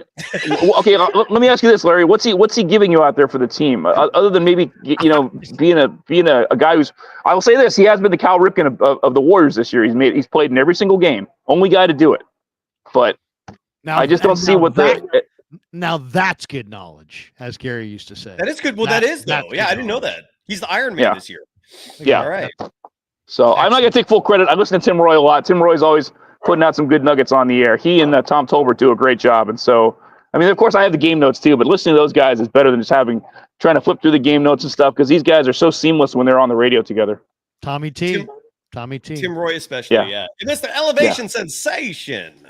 Yeah, and he was fouled. Yep. But that's my biggest concern. Those are my biggest takeaways. It's just these guys need the rest. I mean, they absolutely need the rest. 4 days off is going to be great.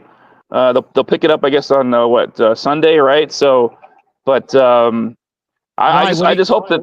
Yeah, go ahead. What do you think of this one? Comment here from Amar Singh, who's a friend. He says Butler shows Kerr been correct all along about Kuminga. He's your friend, for the record, Larry. Your friend. I don't know if he's my friend. He's somebody's friend. He's a friend of somebody. He's here, and he's a friend of somebody. And if somebody needs to claim Amar Singh as a friend, damn that's all you. I'll take shirt off. I'll take shirt off. Amar Singh. Amar, I consider you my friend. Go ahead. Yeah, it's just I just hope that they can just figure out a way to get the rest they need and get these guys back with somewhat, getting their energy back because they really grinded this one out. And they've been doing that for the last, last 4 games. Wainster's in the house. He says, hi, Cy. Can you say hi back to hi, Wainster again. Yeah, Wainster's awesome, dude. He's like I can't thank him enough for the financial contributions, dude. He drops ducats and then some. Thank you, Wainster. Have you sent him a tax form yet? No, I don't have his contact information, but checks in the mail. Not giving that kind of cash. Kuminga doesn't even look to weak side where Steph is at in the Spurs game. That will get you out of the rotation quicker than a road runner. There you go. If you don't look for the money man, you're not going to be around. And again, I can't remember. I know the play he's talking about. But there was something else going on in that specific possession that was also irritating Steph. He might be right, but I just remember I saw that clip as well, and it wasn't like a conclusive that JK did something dumb and it pissed Steph off. Like I didn't interpret it as a. By the way, Ryan, I got to give him credit, man, because that is besides the great information, that is a good spin, and maybe spin's not the right word, a good positive way to look at it. That the Warriors only lost 1 day of rest. Like I thought it was 2 the whole time. It's not as bad as it seems. I mean, they did. Unfortunately, this game. I mean, the mileage matters. I think when you're talking about 37-year-olds. It's the risk. It's the risk of the injury in any of these games in this game, right? You have to play the extra game. Oh, you lose somebody. Oh, you know what? Steph with the whatever sprain, he's out. Now it was just 1 game, but so it's the exposure, it's the risk, right? And sure. And they got through it. I mean, they got through it. And the risk of playing the Thunder, because I think the Warriors would have lost that series if they ended up being the 8th seed. But I wanted to ask you guys, who would you have preferred to play? Who do you think the Warriors have an easier path against? Would it have been the Lakers or is it the Rockets? It's probably the Rockets just because of the way Doncic is playing. Like, I think Luka Doncic really showed something when he played against the Mavs, and I think he's out to prove that he's not this lazy guy that the Mavs felt that that they gave up on. And I think he's got a lot to prove at this point. And the Lakers are a premium attraction. Not to say that the Rockets are not; they're the higher seeded team, but that's what I think. I just think that the Lakers being kind of the hotter team right now, you don't want to play them. What do you think, Larry? I think you'd rather play the Lakers than the Rockets. I mean, when you think about the Lakers and their ownage and their dominance over Golden State, a lot of that's Anthony Davis. Correct. And now isn't he with the Mavericks now? So that's that makes the Lakers not as good. Now, obviously they have Luka, but the Warriors, Luka's a turnstile, and the Warriors have had success against Luka. They're more star driven now for sure. But and to me, it's all about Reeves. You can't let Reeves go for 30, and he can go for 30. Yes, so you got to keep him somehow from exploding. But if you can keep Reeves in check, I'd rather take down the Lakers.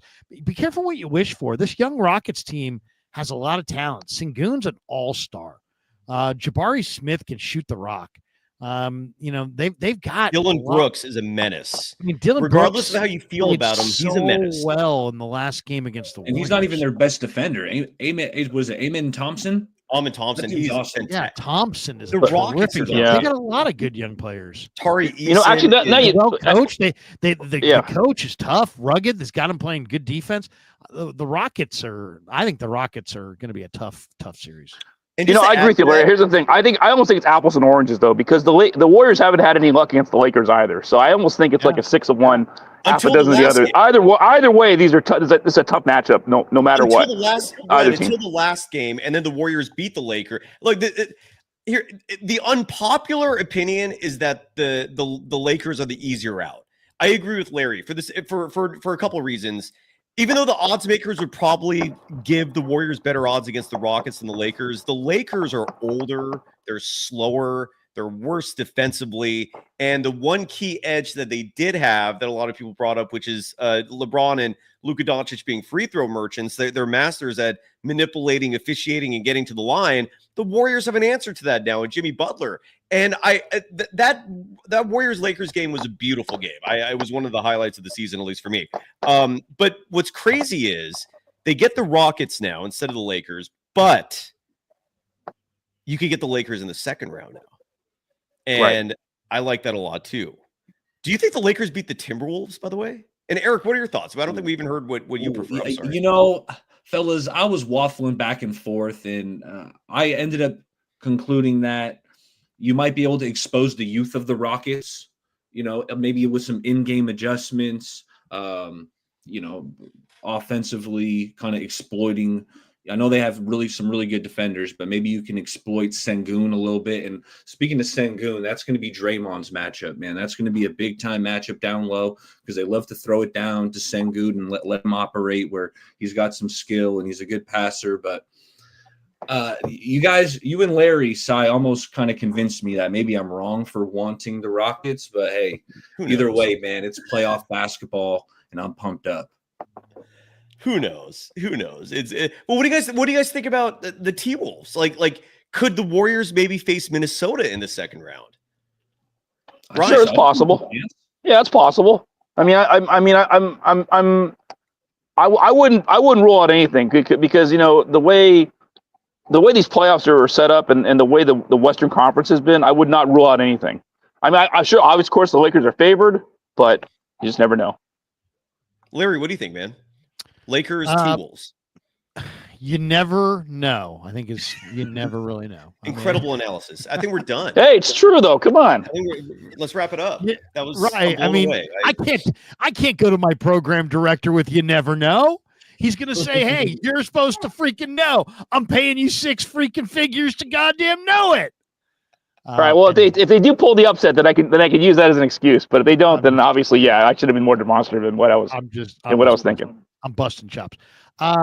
The T-Wolves, I think, are scary, man. They really are. I mean, first of all, they got tremendous size. I mean, Julius Randle, Rudy Gobert. I mean, and they've got they've got Nas. Yeah, Nas is a star against the Warriors.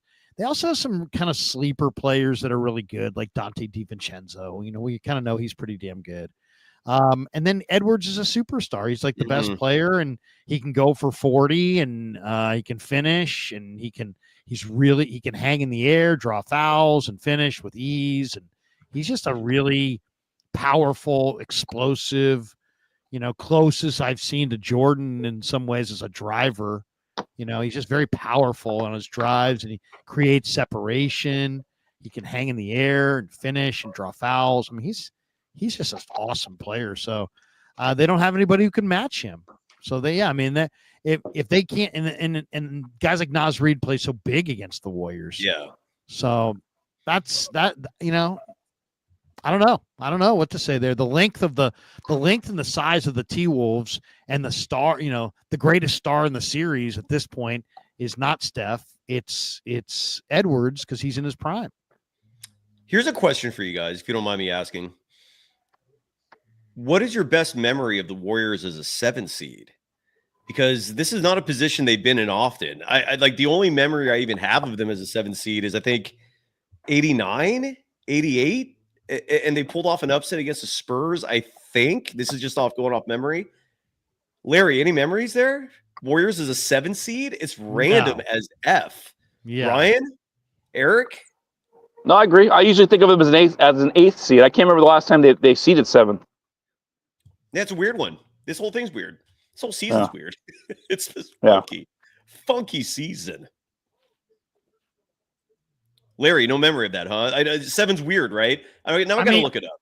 Yeah, I mean, I'm back in the days when the Warriors didn't make the playoffs, if they ever got in, it was by the skin of their teeth in the 8 seed. Then they got good, and I don't remember them ever being a 7 seed per se. There was one in the Run TMC years. I think they had a 7 seed. I'm trying to find this right now. And then do you remember this? And Eric, I don't know if you're old enough to remember that era of Warriors basketball, but you're right, Larry. They would barely get in as a 7 seed, or I don't know if it was ever an 8 seed where they pulled off an upset, but they did pull off upsets as a 7 seed. They pulled off upsets as a 6 seed. They were like Utah. They beat the Mavericks one time as that was 2008. Yeah, that was the We Believe thing, right? I'm going like way further back. I'm going back like here it is. Okay, so let's see. So in 1989 they went 43-39, and then they made it to the conference semis. I think they upset a Utah that year. I don't know. I'm doing some research, but forgive me for. It takes a while. Here's the question I would have. What are the Warriors? What's like Joe's expectations? Do you think Joe's expectations are that they win it all? Or is his expectations that they win around? At what point in this thing will the Warriors have exceeded expectations versus fallen short of expectations? You know what I mean? I think we all know they were expected to go to the playoffs, right? Though I didn't think they were going to. I thought they would win 38 games. Before Jimmy Butler, before the trading for Jimmy Butler. And then let's be honest, this has been a weird year. I mean, Golden State was, looking great initially, and then they just shit the bed, and they couldn't look good. They looked really bad going into the trade deadline. Then Dunleavy makes this trade. They're 21-7 since the All-Star break. They finished incredibly fast with Butler. So it's just really hard to say what are your expectations in line with your seeding, or are your expectations in line with that fact that you went 21-7 in your final 28? I mean, what deep down, what do you think Joe is going to view as success this year? I think Joe's expecting to get to the Western Conference Finals. And I think that's where his sight is set, and if you win that, you get in the big one, you got a puncher's chance. But that's where I think Joe's expectations are. Conference Finals. You guys agree? Yeah, I agree. That sounds fair. Joe Lacob is the dude wants to win it all. I believe what he says is true. I think he's an authentic individual. I think he wants championship. I think the great question, my follow-up question to that, because this is what I'm even more curious about, is what's his reaction to his head coach telling the public that a player he loves, Kuminga, doesn't fit with the player you just traded for and your franchise superstar? Like, how is he reacting to that? Because I can't imagine he was stoked hearing that. Like, we all know how he feels about his youngsters. And we all know that the Jimmy Butler trade was a blockbuster deal that was awesome. And then the head coach comes out and says, great trade, but the young guy you love doesn't fit with these guys. Something tells me Joe's not happy about that. What do you guys think? Yeah, I mean, that's a great question. It's weird though. Sometimes I wonder, it's such a small traveling party. How do they not just talk about every possible thing and just have it all kind of, so they're all on the same page? But there's a lot of pressure that goes with this thing as well. So, when you introduce pressure, anything can happen. Sorry, I got caught up reading the chat here. Space. I think the gummies might have kicked in here. So that one's on me. That went over my head. Ryan, what do you think, brother? If you heard the question, repeat it one more time. Just what do you think? How does Joe Lacob feel about his head coach saying three of the best players on this roster? I know I'm being subjective saying that, but don't fit together. Ryan, is there a way you could tilt your screen down so we could get more of your head? Oh, sorry, like this way. So I think right now he still has the full confidence of Kerr. Depending on how high they finish, is going to be sort of where he determines him saying that. Is, you know what I mean? It's like as long as they're still alive and they're still playing, I think Kerr can basically say what he believes, and Lacob will take his word for it. Does that make sense? What do you think? I think instead of gummies, I like the tablets better. Have you tried those? They're No. like these little. Because gummies, you got to brush your teeth after. They might get stuck in your teeth. They sell tablets, like little pills. You just take one pill that's either 25 or 50 milligrams or 10. They have that as well. 9 out of 10 dentists are against gummies. There you go. Yes, exactly. Of course. Take care of your teeth. Waller's dentist could be the 10th dentist. That's a good way to advertise, by the way. Hey, by the way, join me. I'm the 10th dentist. Did you get your list, by the way, Larry, of your sponsors? Did you ever did you give your clients? Yes, I do. And we do have some people in the room, so I probably should mention that before we get out of here. And we're not getting out of here anytime soon, but just, a quick mention. Thanks to Pig and a Pickle for being the title sponsor of the Krueger Show. Check them out. They're in Emeryville. They're in Corte Madera. They're open 7 days a week. So check them out. Love Pig and a Pickle. Damon and Mary, great people. And they got a great product. So go get When's some their next barbecue. party? Are you going to have an event there anytime soon? Or sent you. We definitely are going to do something. We love going there and having barbecue. It's an amazing restaurant. It really is. It's great. Whether you go to Marin or Emeryville, the barbecue's amazing. Last time I was there, he made us homemade chicken pot pies. They were just absolutely incredible. So better than Townsend's? And then, amazing. I don't know about better than Townsend. Townsend, is a good friend. And his restaurant's just the chicken pie shop has the chicken pie shop. I think has shop, lots of chicken pot pies. Also, thanks to Mancini Sleep World for being a proud sponsor of the Krug Show. If you go to Mancini Sleep World and you type in the code Krug10 at checkout, you're going to get 10% off your mattress just because you know me, Larry Krueger, Krug10, and you'll get 10% off at any Mancini's locations or which is online. a huge deal, by the way, right? We're talking like hundreds of dollars in savings. Heck, you buy a $5,000 mattress, you're saving 10%. You're saving some good coin. And thanks to Claw Daddy Arcades for being a proud sponsor of the Krug Show. They got 3 locations in Southern Cal. They're in Fresno, they're in Modesto, and they got a brand new location opening soon in the Bay Area. So Claw Daddy Arcades is bringing family-friendly fun to communities across California, and they're a big sponsor of the Krug Show. Follow them on Instagram at claw_daddy_arcades and find a location near you. As I said, they've got a brand new location coming in Northern California. We're really excited about that. And Claw Daddy occasionally will jump into the chat. And thanks to LearnKey Upskill Academy as well. They're a proud sponsor of the Krug Show, LearnKey Upskill Academy. Great news for Krug Show subs. Our sponsor, LearnKey, is offering a free cybersecurity course valued at $99. The course is titled Protecting Yourself and Your Organization. It's a 1-hour-long course. It will give you essential tips on how to keep you and your company safe from online predators. So this is a limited time offer. You don't want to miss out. Click the link in the description on this live stream and claim your free course and start learning today at upskill.learnkey.com. So thanks to LearnKey Upskill Academy for being a sponsor of the Krug Show, and thanks to everybody for supporting the channel. We're at 57,000 subs. Damn, we appreciate all you guys. Wow. God That's damn, impressive. man. That's a big number, dude. You're gonna hit if you hit 100,000, they give you like a trophy. A trophy? Well, it's like they give you like a plaque, clear plaque with a place symbol. Yeah. Do you have one? No, we've just seen it. We'll have to. How do you know so much? How do you know so much about it? Because I know I've seen people. Yeah, people show them on YouTube. You can look it up. Have you been eyeing people's trophies? Yeah.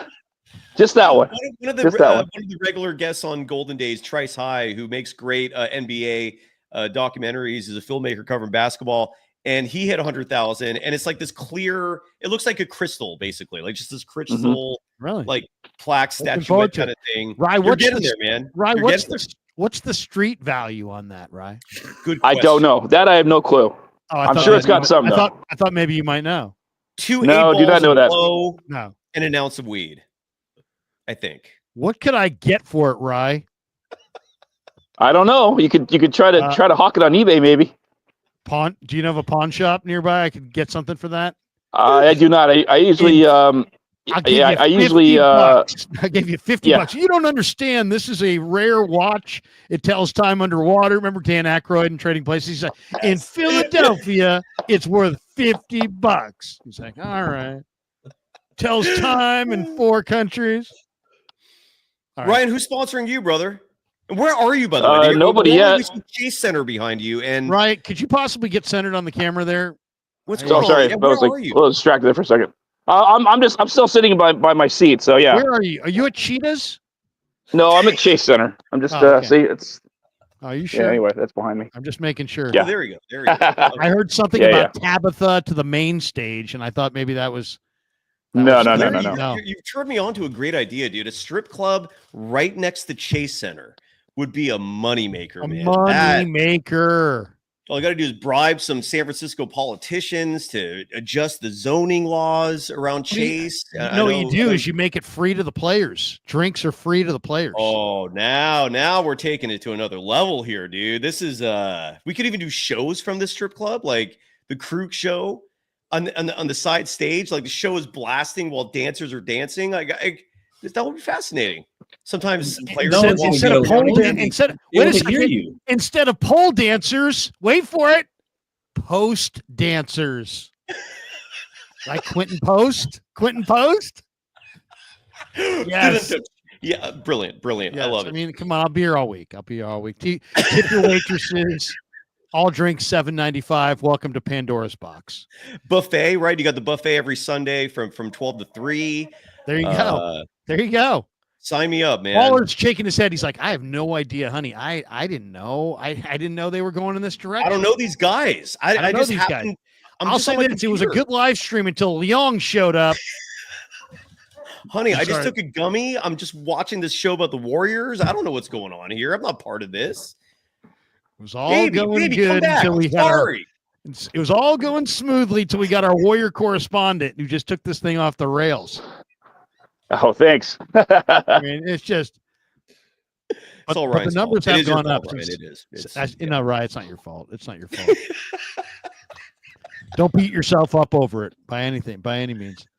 All right, I won't. All right, guys. Wait a second. We got something good contribution from the chat. I am become deaf destroyer of words. Of words, not worlds. Words. How about this? Right, Cy? What do you think? Yeah, sure. There you go. That'd be cool. It's an unbelievable crowd here at the Chase Center. Neither team, both teams are refusing to go back to the locker room. I was thinking about like who on this team you would actually spot at the club. I'm gonna guess GP2 will make a visit. You'd probably see Draymond Green in there. Jimmy, I think would Pods Jimmy is Butler making a be cameo. what's up? Pods is making a cameo. Pods would 100% be a regular, not just a cameo. He would be. Did I ever tell you guys my strip club story? That's from college? No, I'll say no, even if I've heard it. No. So there's this guy who's in my fraternity in college. We're going to Sac State, and he starts telling us about this girl that he's dating, who's like, she's just the greatest thing ever. I mean, she's like, we started calling her Princess Di because the way he was talking at the time, I think maybe Princess Di might have been still with us, but R.I.P. the way he was talking about this woman, he made it sound like she was just, a prince, just the most amazing woman of all time. Incredible. So maybe she was. Happened to go to a place called the Embers in Sacramento.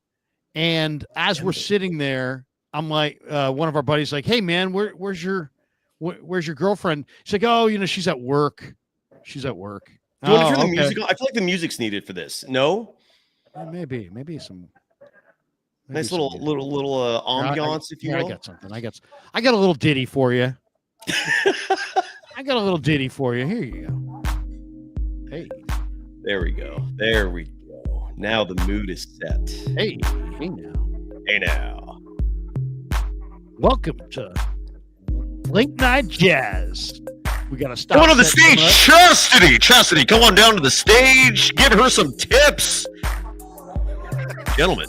Anyway, this guy was telling us endlessly about this girlfriend of his. I was going to marry her and stuff. We're like, bro, calm down.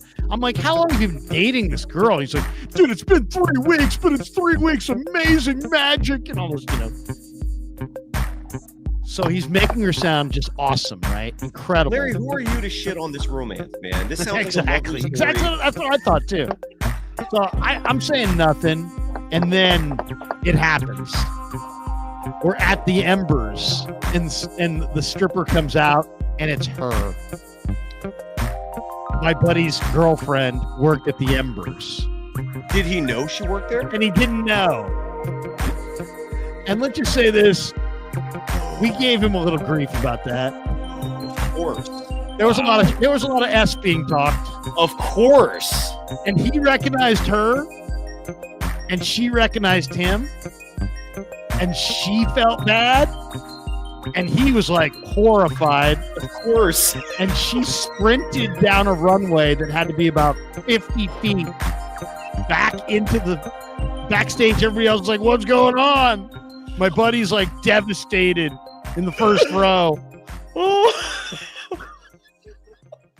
Actually, I hate to cut the party short, guys, but I actually have to go move my car. I'll probably get a fat parking ticket from SFMTA, which I don't want to get. Ryan doesn't like stripper stories, Larry. No, I do. I don't like getting a fat ass parking ticket, so I don't want to get one of those. I've noticed a trend. If we start talking strippers, you always bail. No, we haven't talked strippers before. It's the first time. Are you sure? Yes, positive. I would know. I want you to.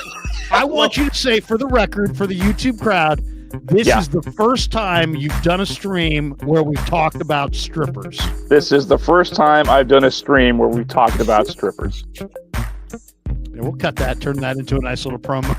There you go. Okay. All right, Ryan, you're the man. Thanks for playing thanks, along. Blair. Thanks, Cy. Thank you, Ryan, for coming on down. Make sure you tip Chastity on the way out. Hey, Ryan's taking off from Cheetahs, everybody. Let's say goodbye. Every wave goodbye to Ryan. Bye, guys. All right, have a good night, He's brother. no longer on the Thanks, main guys. stage. All right, that was pretty good. Something about Ryan Leong talking about strippers is just epic. I don't know why. Just my sense of humor tonight. Good stuff. All right. Good win though for the Warriors. Good win. The playoffs are next. Anyway, should we? Cy, you got a couple thoughts before we wrap it up? We're an hour and 45 into this I actually thing. do, man. I'm glad you asked me that because when the show started, and side note, I'm not in control. A couple of people in the chat are like, "Hey, can you bring me on?" We're limited on time. We got a panel tonight. There'll be plenty more episodes of Golden Days to come. The Warriors don't play again until Sunday. I will have a lot of other shows where people can come on and express their thoughts as well. But I will say this at the start of our show tonight, Larry and Eric, I was I'm trying to find the word, like not pessimistic, but just borderline cynical about the Warriors. I was like, okay, they barely beat a Memphis team that they should have beat the shit out of. And instead they squeaked it out. They barely won. You know, a player that I, on a side note, actually enjoy watching to play, Kuminga. I do enjoy watching him play. He's a fun player to watch. He's being DNP'd now. And you know, I actually think about the future of the team and in addition to the present. So I'm watching a coach just sabotage a lot of smart moves that could help them in the present and future. With all that said, with all the cynicism and with all the even some bitterness, by the end of tonight's show, how long have we been on there? An hour 45. I'm actually feeling a lot better. I look, the Warriors are in the playoffs. That doesn't happen every year. All right. It doesn't happen all the time. And they're actually in now a 7-game series. It is winnable. There incredibly is still time for the head coach to get his head out of his ass and play his third leading scorer, one of his most athletic players. And there's still hope, I guess is what I'm trying to say. So I'm feeling a little better. I'm feeling a little more optimistic about the Golden State Warriors. They did win tonight. The season continues, and I'm sure as shit excited about Sunday. I just hope Kerr plays Kuminga, man. And this is always fun. Thank you. But you don't think we're going to see Kuminga, huh? Probably not. Probably not. What do you think? Do you think so? I mean, do you think we'll see him? Well, I was kind of hoping that we were going to talk about, you know, why he didn't play because of matchups and that maybe in the matchups in the next round. I mean, the Rockets have some length. The Rockets have some young athletes. Yes. You may want to put a young athletic guy with some length out there. I don't know. This is just a crazy thought. You know, I don't know. I mean, I've heard people have told me size is a kind of an important thing in basketball. I've heard. I don't know. I told Rick the other day if he was playing today, he'd be the starting center for the Golden State Warriors. Yeah, but he'd probably still go for 40. Probably. What did he say about that? By the way, he laughed and when I first brought the joke up off the air, he was like, "Well, Cy," he goes, "I'm not 6'8" anymore. I'm 6'5." Apparently, he shrunk 3 inches from his heyday. And then my response was, "You'd still be the center." 6'5". So if you can believe this, he also called. He recoined my term for Kerr playing the small players. I call it Hobbit ball. He said a better name would be Oompa Loompa ball. So I'm thinking about it. Back in the day, and I'm talking about the 70s, the Warriors as I think promotional things to get out the word. You could ask Rick about it. Used to play a number of games against, they played the San Ignatius High School faculty. Yeah. Really? And Rick played. I remember people talking about it. Rick played, and supposedly, you know, it's it wasn't like he was playing super hard or anything, but he still was just absolutely lighting it up. He's competitive as you know. Yeah, I mean, he was playing against SI faculty members, and Did you ever do a game like that? By the way, in our high school, we did that. We had a 3-on-3 tournament. where the faculty were one of the teams and all the other teams were the students. Did you have something like that or no? We had some really good faculty at St. Ignatius, where guys who were basketball coaches and guys who had played basketball at SI maybe 5 years, 6, 7 years prior. So there were some really good athlete coaches when I was going there, guys who could play. But yeah, SI used to have the alumni game, and the alumni would, like, the older alumni would play in like an earlier game, and then like the younger alumni, the best alumni, would play against the varsity, at night, in front of a packed gym. But SI had some incredible teams, and sometimes the varsity won, but sometimes the alumni won. The alumni were really good. So yeah, but Rick supposedly at SI came and played against the faculty one time and just dominated them. And it's just like almost didn't let up and just scored a ton and just awesome. Showed everybody that he was Rick. Did you Perry. see it? Were you there? Or was that? No. He was probably like 1974, 1975, 76, something like that, mid 70s. You could ask him about it though, because I know you. I will. 100% will. This, by the way, is the 50th anniversary of the 75 championship team. Time flies. It's crazy. And 10-year anniversary of the first championship of the Warriors dynasty. It's funny. It's funny you said that because, so I'm born in 1970, and nobody's a sports fan when they're 5, right? I don't know, it's just you're too young. Yeah. But then if your sports is a big part of your life, sports been a big part of my life. I became a big fan, probably right around that age, right? 5, 6, 7. I have an older brother, and the Warriors had just won the title in 75. But it's funny, so I became kind of a Warrior fan after they had just won the title in 76, 77. Rick was leaving for the Rockets, and the Warriors had, World Free, Phil Smith, some of those guys still had played with Rick, but they had Purvis Short, Bernard King, World Free. Those were like my first Warriors, JB Carroll. So it's like sometimes when I think about being a Warrior fan, I think of Bernard King, watching, World Free. I mean, these guys were awesome scorers. I mean, these were some of the great scorers of that era. I mean, Bernard King, I don't know if you've ever seen highlights of Bernard King. Yes. But Bernard didn't King they also was an amazing mid-range scorer, deadly on the baseline. And World Be Free was like a 6'3" guard, and he could just score. I mean, he could go for 35 just easy. I mean, he was just an incredible scorer.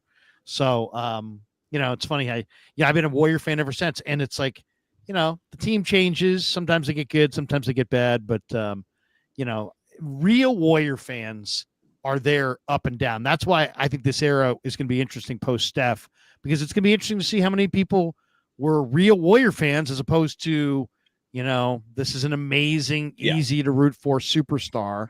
That's a joy to watch every night. Are you still a Warrior fan when they're getting drubbed by 31 and their best player isn't all that great? Well, we're going to find out. And they lost those players. They lost those players for nothing, if I'm not mistaken, right? Like Bernard King, World Be Free. They traded Michael Ray Richardson to get Bernard King.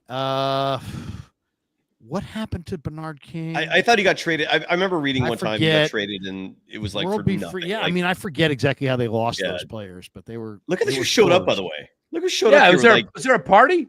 At hour 50 of the show, Dan this guy Coccimiglio, Dan's just see here to see if the keg's dry.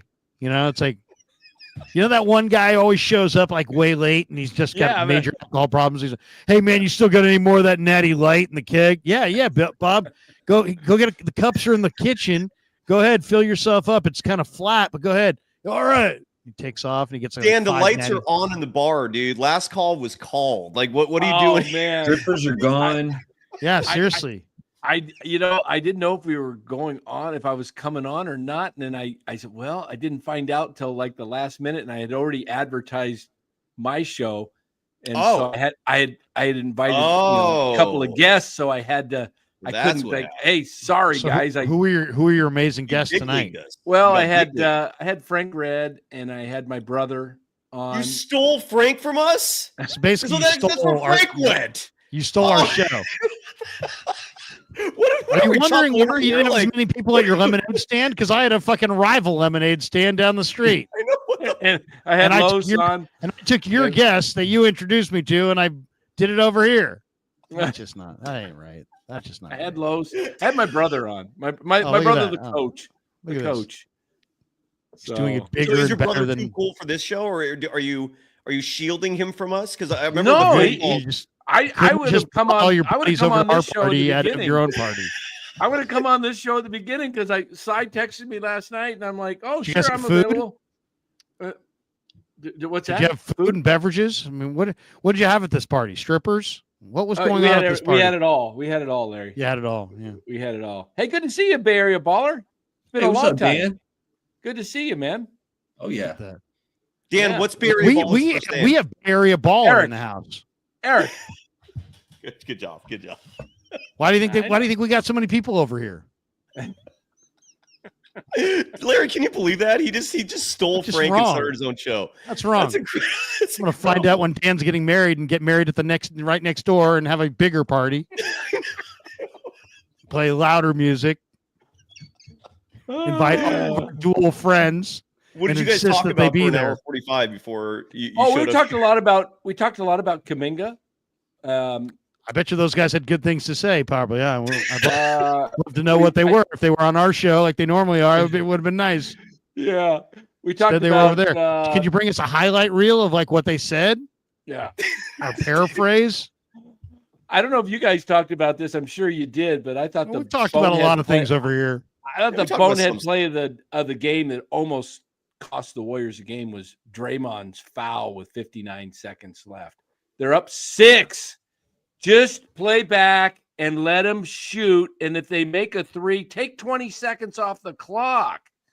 And now you're down to like 35 seconds or so with the ball up 3. Probably, they don't score a 3 if you play good defense. Maybe you let them get a 2 and you're up 4. Force them to foul. But that changed the entire game. Could have lost it. Yeah, that was a bad. I think he fouled out after that. Correct. He That did. was He did. And Dan is rattled. Yes, rattled.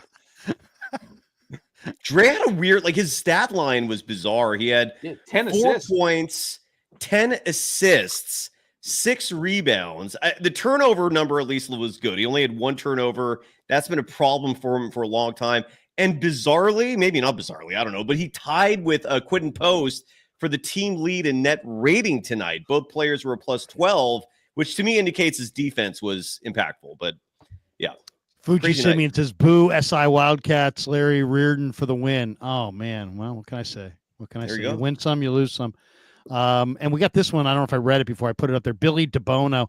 Vegas opened up at minus 250 for the Dubs to win the Billy series. DeBono is part of the band Decades, who's an official sponsor of Golden Days. Go to you go. decadesofficial.com if you want to hire them. They're the opening band for every Niners home game. They're at the Red. I forgot the name of the rallies at Great America Next Door. But Decades, thank you for sponsoring Golden Days. Check out decadesofficial.com. And Billy, tell us where you're gonna have your next show. Dan has a rival band that he'll probably get to play next door right at the same time. No, he'll hire them, and then he'll call hire you a afterwards rival and- band to play like right out front. Oh my God! So that's Chris. So the God. Warriors are minus 250. That again, the bookies, they rely on public sentiment more than anything else. They're They not do. placing these lines based on what they think is actually going to happen, and the public is going to trust Steph a lot more than Jalen Green and Fred VanVleet. That doesn't reflect reality, but minus 250. Shit. I mean, Well, the odds are interesting just to come out of the West. It's the Thunder are minus 150. Let me pull it back up here. Yeah, minus 150, and then it's the Lakers plus 600, Warriors plus 700 as a third team coming out of the West, and then it's the Clippers 1,200. They were 1,300 yesterday. I put 30 I'll take down. that right now, man. I took the 30 down for the Clippers to win 400. I think that's the team to. Yeah, can you well, I repeat mean, that one more time? Why What's the line? Clippers? Why the Clippers such long shots? I don't know. They Because the look great. public, the bookies, the public is not aware. I don't think you gotta actually watch basketball to know the Clippers are really good. And the bookies, from what this sounds like, is they don't respect the public at all. Like, that line will probably change, I'm guessing. It was 13. It's down to 12. Nuggets are 50 plus 1,500. The T-Wolves are plus 2,000. That's not a bad bet too. If you want to take a gamble, $10 to win 200 on the T-Wolves just to win the West. Seriously, that's not bad. That wouldn't be bad. Who do you think? Who do you think wins Clippers Nuggets? That's a hell of a series. Clippers. Same. I agree. Dan, do you think? I so mean, too? Okay. I think the Nuggets might be, the better overall team, but there's so much turmoil there, and the Clippers are if Kawhi is going to play the way he played against the Warriors, the Clippers are probably going to go to the finals. Had the Nuggets not fired Mike Malone, I would have said the Nuggets, but just with that happening, I can't pick a team who just fired their coach 4 days ago. I can't do it. Los D in the chat, though, with a very astute comment. I think he's right, saying that the bookies don't trust Kawhi Leonard to stay healthy for 2 months. It's a good point. Kawhi does not stay healthy that consistently. So maybe that's what it is. Guys, we're going to call it. We're 2 hours in. It's midnight. I just got here. I know you. In fact, yeah. And I'm thinking about. Headed over. I got a buddy who lives in a 55 and over community in Arizona. That is being sold, Larry. Near Dan, and we're going to go over there and stand outside our house. You know what I'm going to do, Larry? Swear about how hot it is, and it's only April. I'm going to move to the same community that Dan lives in. I'm going to get elected to the HOA board. There you go. And then I'm going to make life miserable for him. I used to have the HOA video in here. Oh, yeah. You got to pull that up. That was hilarious. Let's see if I have it. I don't know. That was hilarious. How's your pup doing, by the way, Dan? Is Buster right? Buster's doing great, man. Okay. He's laying over there sleeping right now. But, if I bring him in for treats, I don't have he'll a be lot right of in. videos. No, it's all good. It's all good. I don't want to. Let him sleep. I had a lot of good videos going there for a while. Oh, the HOA stuff? I had Dan with the HOA. And these ladies, there's a hole in the ceiling. They're like, oh, they're looking at the picture, and you hear all these people. It's kind of like. And I'm sitting there going, I can't believe I'm menopausal. I can't believe I'm on this board, man. What did I get myself into? Oh, there are holes. It's going to need texturing. All that kind of stuff. I hate HOA. Side note, I hate epic them. HOA. Oh yeah, if you ever want to, I'm still waiting for the executive order to come down that bans them. Like, sign me up for that, please. Oh yeah, that would be great. That would be actually great. I do have this little doozy video. If you guys remember our good friend Johnny C. Let's go to Johnny C. Let me try, Larry. Okay, so Larry, here's the deal. Larry, honestly, Larry. No, but Larry, I gripe here though, Larry. And now Larry. I mean, Larry, but here's the thing, Larry. What do you think? I think they're going to sign Jason Peters. How old is he? He's 40, but and Larry. I mean, Larry, I wish I could, Larry. Johnny, we're going to have to jump. Larry.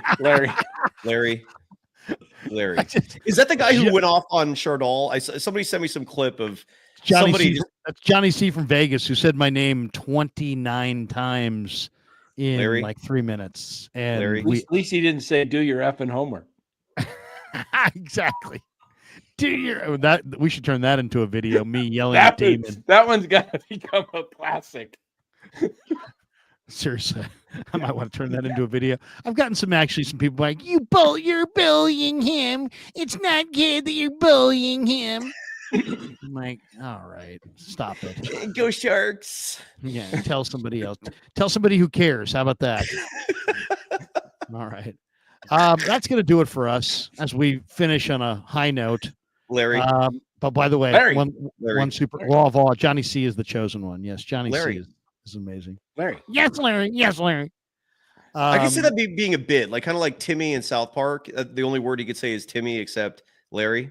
Larry. Yada Dada Mean says this reminds me of Joe from Impractical Jokers calling for Larry. Larry. I love Impractical Jokers, by the way. Do you Larry guys too, ever watch any Impractical Jokers? One of the hosts is like in trouble, isn't he? For like, they did do allegedly. Hey, you guys, not real quick. Lou Marston, who joins my show a lot as a how'd you meet him, Dan? Was he on tonight with you while you skipped us, while you were competing with us and bailed on us? I just want everybody to know that I did not know Dan's wife before Dan married her. There's a rumor going around. He was down at the Masters this week. Did you guys hear about the mess with StubHub down there? No, but Lou does a lot of those trips down there. Yeah, well, evidently the Masters, they call them. You got to have not a ticket, but they call it like a pass or whatever they call it. And evidently that the master says you cannot sell tickets through a third party. So people were selling down their StubHub tickets, and StubHub didn't have the tickets to give to people. And so it was just a complete disaster down there. It was like thousands of people that got turned away that actually flew in thinking they had their tickets waiting for them. And some people were getting busted through undercover cops because they were like, they won tickets. It's a major fraud situation. Wow. Yeah. So any of his clients get dragged through the ringer? No, all of his clients were good because they didn't. Good. Yeah. Everyone, they had to school their clients on what to say when they were walking in, and everybody was fine, but lots of people. And StubHub, I hear, had to pay over 200% back for what they in refunds. Let's finish on this note. Thinking on that front, what's the greatest sporting event you've ever been to? Ooh. Well, when we think about that, baby cakes in the chat, I love the wait. Lions. Wait, and the Niners NFC Championship game, Niners Lions. What year? Last year. Yeah. Okay.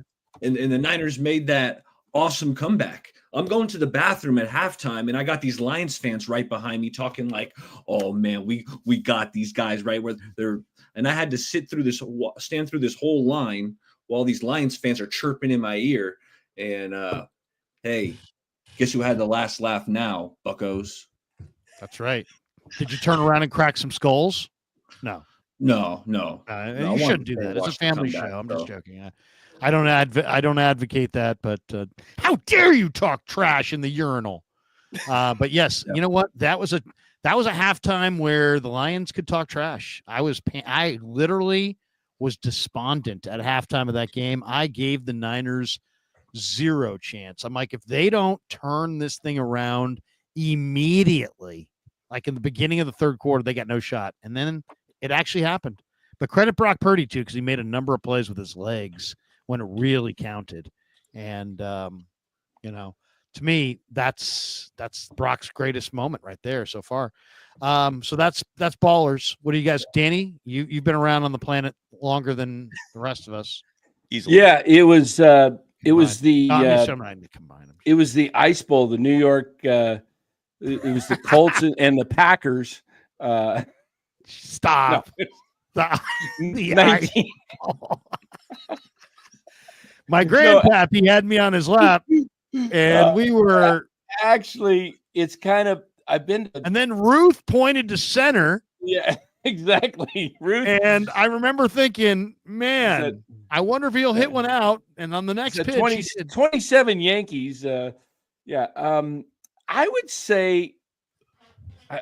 It's been a long time since I could remember a great Bay Area sporting event I was at. So I'll go with the one greatest sporting event ever that you've ever 2009.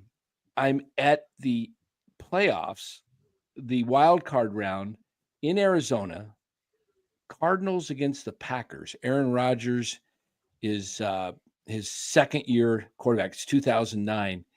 The game was unbelievable. It was like a track meet. Packers were down like 45-31. They come back and tie it. And I'm right in the end zone, and the plays are coming right at me to tie it up. It's 45-45. It goes into OT. and I'm at the opposite end zone, and I can't see exactly what happened, but all I hear is this roar of the crowd goes because Rodgers gets sacked, and I'm trying to remember, it was the big defensive end for the Cardinals. You probably remember his name, Larry. I think his last Doc. I can't remember. It started with a Darnell Dockett. Dockett. You got it. Dockett. I knew it was DD. Darnell Dockett. He either sacked him or picked up the ball, and he runs it in for the winning touchdown, 51-45. And it was just, the whole game was up and down. It was just it was like, I want to say each team had close to 500 yards of offense. It was nuts. Great game. But I was pulling for the Packers. Cy, what do you got? What's the greatest sporting event you've ever been to? You're muted. Oh, we should have not told him again. Could have told a long story. And you could have gone away with that again. Yeah, that's you could have. 2002 Niners Giants Candlestick. That was the loudest I've ever heard in any moment of my life. I've never been in a louder situation. This was the Jeff Garcia Terrell Owens comeback game. Oh, what a 39-38 game. Yes, no pass interference called the end. So it's a tie between that, just because again it was so damn loud, and it was just, and nobody expected the Niners to come back. And then I was there for the We Believe first round upsets, Warriors and Mavericks in 08. And even though we were credentialed, it was one of those rare moments where like you could celebrate, right? Because the Warriors had never been good in a lot of people's lifetimes ever until that point.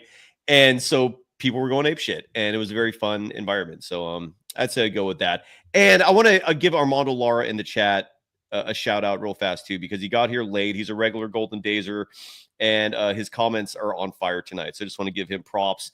He is bringing up the fact that Ime Udoka is not going to let the Warriors get away with what they did with Zach Edey tonight, and I wholeheartedly agree. The Rockets are a different beast. That's not going to be an easy series. Udoka's a good coach, and he's got his team playing pretty good ball. Yes, he is. And they believe in him. Eric answer? I'm sorry. No, I haven't answered yet. Oh, Larry, I'm sorry. I knew there was one. Okay. I've been to so many games. I've been to so many games. Giants, Niners, Warriors. Aren't you cool? How many did you pay for? How many did you actually pay for? Well, all of them as a kid, and none of them as a media person. Did your dad take you? Like, how did you go to so many games as a kid? Oh, my dad took us. I was also an Orange Crush little Giant, so we went to went to like 11 Saturday games for like $1 a ticket. We sat in the upper deck, and I went all the time. I went all the time in high school. My buddy in high school had season tickets behind home plate, and he was an only son. It was him and his sister. Sister never wanted to go, so I went with him all the time. And so we went to tons of Giants games, 86, 87. All my high school years, I went to 40, 50 games a year, lots of games. Did they have the junior 49er minor club back then? Yeah, when I was a kid. Okay. That was like on the milk carton and all the. But yeah, so anyway, I've been to so many different freaking games, and I could just, there's so many I can think of, but the ones that stand out, believe it or not, are actually 2 Warrior games. I was at the Klay Thompson 37-point quarter game against Sacramento. It was a Friday night. I brought my daughter, and Ray Ritter got us. This is when I was in the media. He got us those seats like between the bottom deck and the top deck. And you had the TV with the stats in front of you and the TV, and we sat there at the table, and it was amazing. It was just the roar just kept getting louder and louder and louder, and it was like unbelievable. Just every shot it was like we were watching a movie. It was series? What game did you? This was Klay Thompson's 37-point quarter against Sacramento. Okay. And he just started raining in threes, and he just couldn't miss. And it was just they kept feeding him, and he kept making them, and it was like the place was getting louder, and it was like he could not miss. And every time was like, whoa, and he shoots again, whoa, it was unlike any game I've ever been to, as far as it was just so unbelievable. The guy could not miss. He just could not miss. So that one stands out. But the one, if I had to go with one, I happened to be sitting back in the day when the Warriors sucked. The media sat courtside on the baseline, and I was sitting next to, I think, Frank Red. I'm pretty sure You got to ask Frank. But it was. We would have asked him tonight if he didn't ditch us for. Yeah, for I would have asked him tonight. In fact, we invited him, but he couldn't come. He was on a different channel, kind of an obscure, small channel. Yeah, Fred. What's going It's a channel that we're working very hard to get knocked off the air right now. So we're just making some phone calls and we're seeing what can be done. I'm thinking about maybe inviting Los and Borna for a big party coming That up would here. be Bora, not Borna. Bora. Well, Bora or Borna. How do you know we were talking about the same guy? Could be somebody totally different. Anyway, so the game that was just amazing. Warriors, Lakers. Kobe and Jameson both went for 51. Correct. Ooh, yes. And I was on the freaking baseline. This is the apex of Kobe Bryant's career. He was absolutely in fuego. His degree of difficulty on the shots that he was taking was off the charts. Turnaround 18-footers in the air, guys draped all over him, corner shots, baseline jams, all kinds of just amazing. Absolutely lit it up. And Jameson with all those little flip shots. Remember those little like I do. He didn't really shoot it like this. He shot it kind of like on the way up. And he just had a million putbacks. He went for 51. Kobe went for 51. The Warriors beat the Lakers. And just to see, I think I really didn't appreciate it till after Kobe was gone. And I realized, man, I was front and center for one of the greatest ever's, maybe one of his greatest performances. Now, I know he had 81 in the game, but he was older. An amazing night to see Kobe Bryant at his just full throttle. There's a lot of Giants games. There's a lot of Niner games. I got one for you. A little different twist. Worst experience at a sporting event. I was 13 years old. It was November 4th, 1974. I've got tickets to go to the 49ers Rams Monday night game. And I don't have a ride because I'm living in Concord. And my friend's is going with his dad. So for some strange reason, he says, we're not going to be sitting together. I got 2 tickets, free tickets for the 49er minor club. And they got tickets somewhere regular seats. So he says, I'll drive you, but you got to get a note from your mom giving me permission that I'm not responsible. So I get the note. I'm thinking, well, come on, not responsible. We're going to Candlestick. So we get in the parking lot. We go different ways. And me and my buddy are, it's like 6:00 start. It's like 5:45 right now. And we're trying to hurry. So I run through the parking lot Candlestick up by those little boxes, those little, it's been a long time, but they just had little things outside.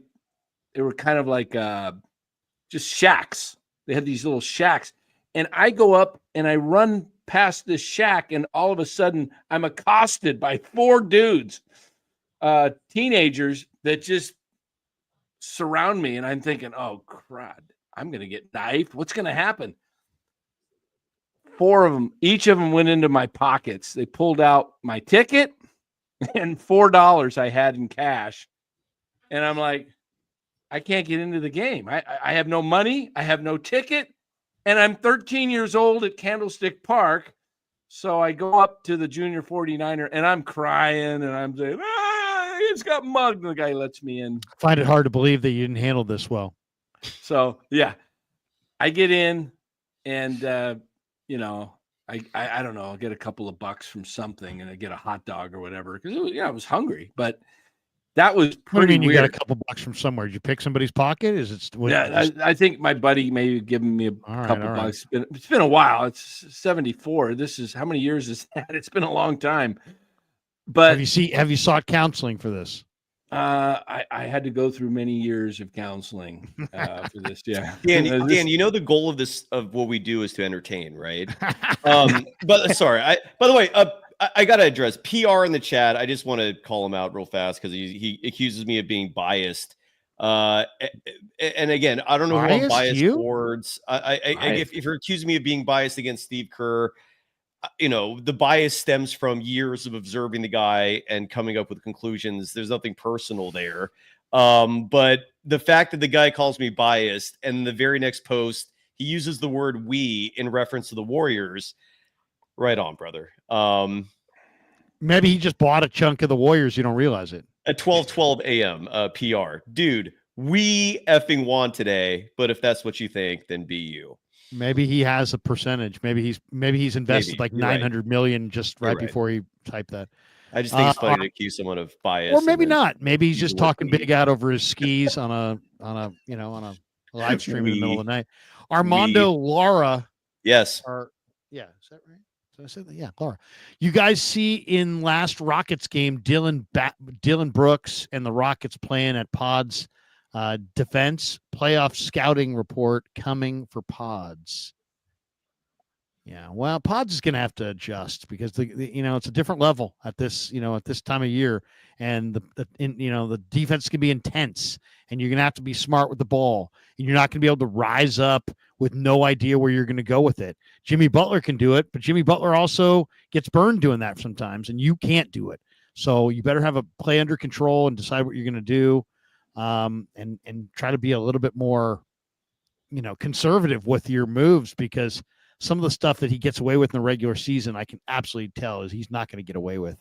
Dan, when teams really play that stifling D.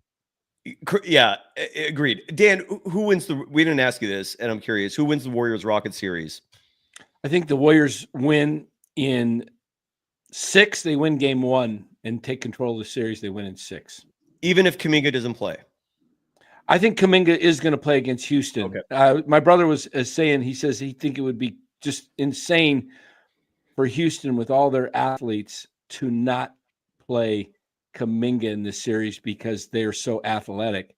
I can understand maybe him not playing in this game tonight because of but against Houston, they're going to need him because they're going to need that rebounding. They're going to need some of his elite athleticism, but that's what I think. I think the Warriors, right. I think this sets up, Cy, very good for the Warriors, and here's why.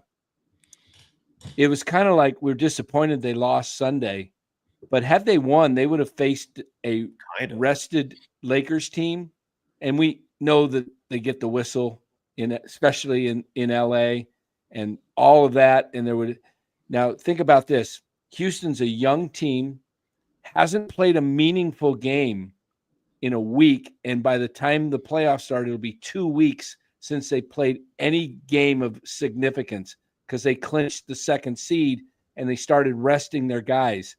So I think Houston's going to come out a little tight, and they're not a good shooting team anyway. I think they shoot up a lot of – now watch them go shoot 60% from 3 in this game. But okay. I think they're going to be cold to begin with. I think the Warriors can get up on them, and I just think the Warriors, the veterans, can win this series. And it's not going to be easy. They're going to be tight games. They're going to be very tight games, But I just think playoff experience is going to be a huge factor. I think the Warriors know what they're going to get out of Steph Curry, Jimmy Butler. I'm looking at these 4 guys that could swing the series in their favor, and it's Quinton Post with his shooting. It's GP2, who's been knocking down that 3 ball. The last time GP2 was knocking down threes in the playoffs, throughout the playoffs, the Warriors won the championship. So it's the only other time it happened, but yeah. is knocking down shots. That's huge.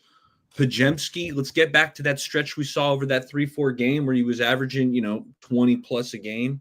And then Moses Moody. Moses Moody's really fallen off a cliff like the last week and a half or so. Mm-hmm. But they're going to need him, man. They're going to need him knocking down open shots. So those are the 4 guys I'm looking at, the X factors. The Warriors are going to go as far as, those guys, aiding Steph Curry and Jimmy Butler. We'll take them. I thought a couple of weeks ago, the Warriors would go as far unless they have to face the Nuggets. but the Warriors are, they had to do it with all the pieces they have, and they're not doing that. So Correct. So I personally think they're going to lose this series. I think I'll say Rockets in 7. I think the Warriors are going to play from. I'll say the opposite of Danny. I think they're going to play from behind. I think they're gonna fall behind in this series. I think they'll extend it, and I think ultimately the better team, the younger team, the Rockets will get them. I think Rockets in 7.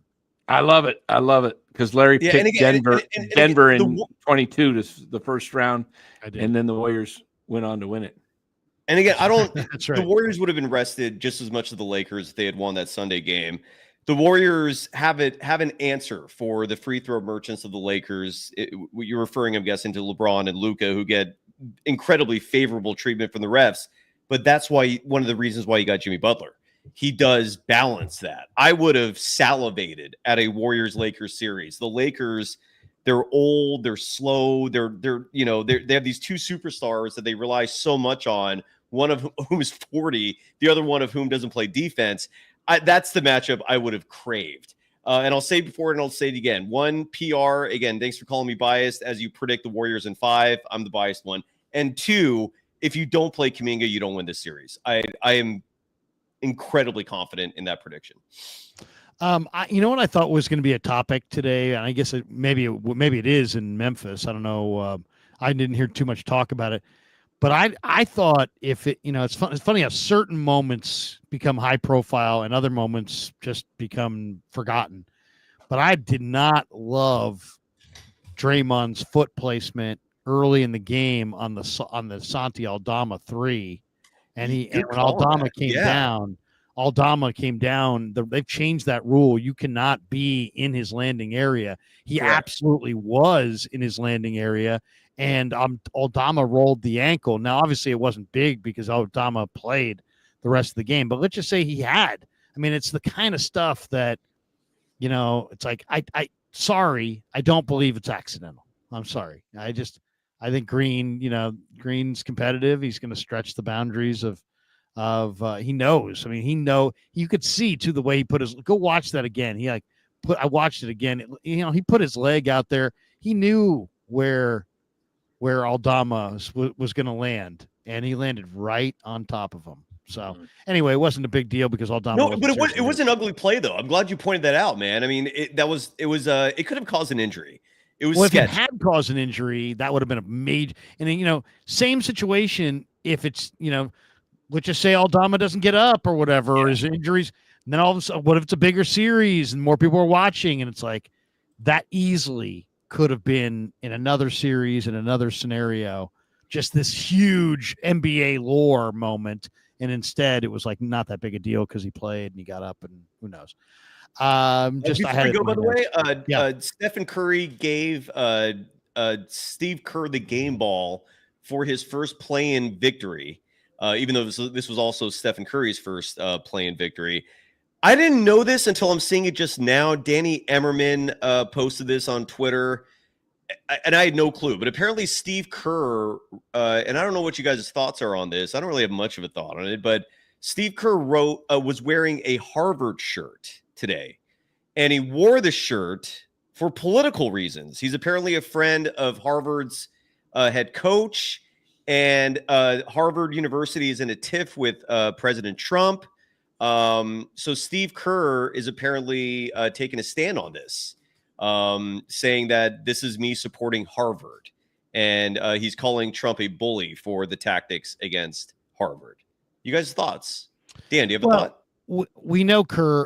Danny's muted. We know Kerr. We know his political ideology. We know where he stands, and he feels totally wanting to make these statements. But I think he's also smart enough to know that when he does, he probably hurts his overall popularity. So he's got to kind of balance how much does he want to be outspoken, on politics, and how much does he want to just coach the team. And I'm sure he probably is pulled in both directions at times. Personally, I understand everybody's got political thoughts, And then it's just a matter of, do you want to go talk about them and get into the debate publicly, or do you want to not? And he's opted to.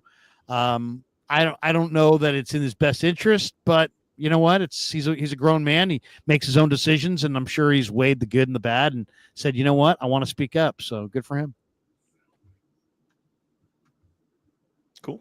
I don't have any thoughts to share on it, but hey, fellas, I'm so grateful I got to see you guys tonight. Yeah. And, hey, been a while, Larry. Get out of here. Baby. Go Dubs. Oh, you had a baby?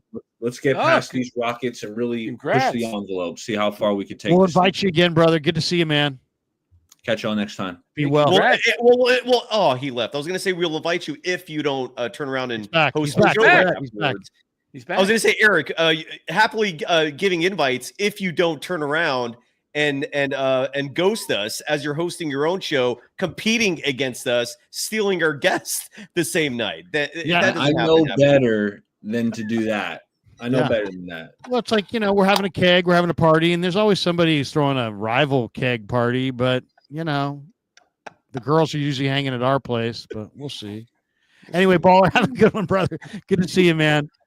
And now we probably say goodbye to Danny. There we go. Maybe for the last time. Yeah. No. Yeah, I'm going to go. Yeah.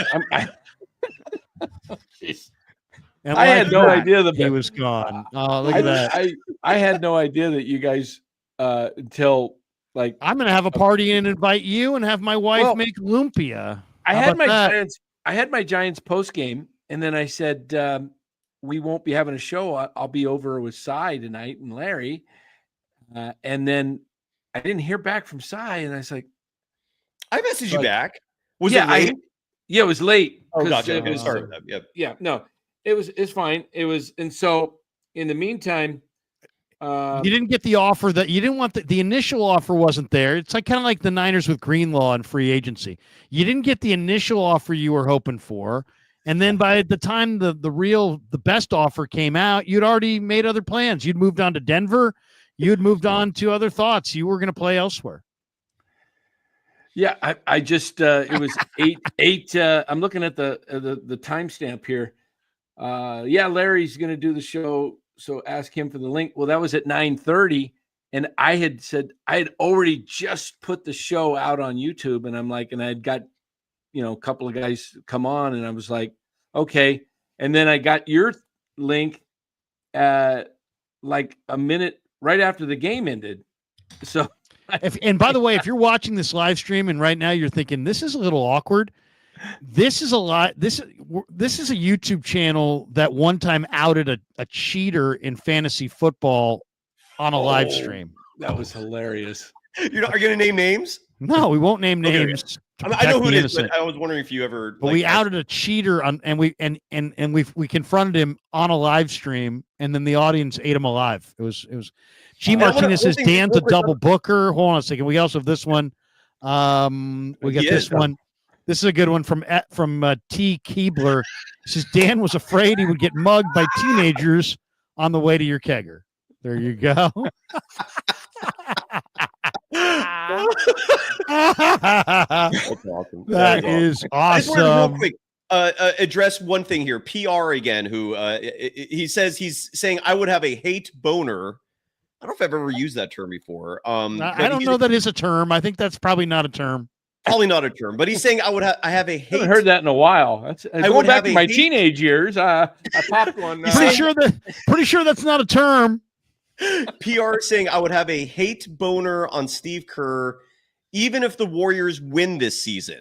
And this is where PR is either brand new to the program, he or says he's joking. You're naive and ignorant. I've said this before, and I'll say it again. If the Warriors win the championship this year, I not only will absolve Kerr of criticism moving forward ever again, he will be forever in my good graces. I'm also getting a goddamn Steve Kerr tattoo on my body if the Warriors win a championship this year. So F you with your ignorance. You're wrong on that front. I will say this as well. If the Warriors don't win, which is what I expect because of the rotations, I'm going to do a 24-hour stream. I'm going to do a filibuster. Wait a second, if the Warriors win, you're getting a Steve Kerr tattoo? Yeah, I've brought this up before. Yeah. Where's that going? Well, yeah, where's that going? To be determined. I haven't gone that far yet. But how much? I'll give you how are we money gonna to put it know? on your. We're I'll gonna- give you it's gonna money have to to put it be- on your I'll face. show it. I'll show it. It will be visible. I will show it to the audience. It will not be a place that's on my face. I'm not. I will pay you money if you'll put it on your face. Yeah, I'm not doing it. Well, how much money? How much money? I mean, It's under his we're talking beard. millions. It'll be like a super chat. It'll be like a super chat or two. Anyways, but if they don't win, there will be a 20 if YouTube if that's allowed. I don't know if I you can send do you a it wrong. price, you go and get it done. I'm like, hey, the decimal point was in the wrong spot. I just got Steve Kerr's name tattooed on my forehead for $200. Damn it.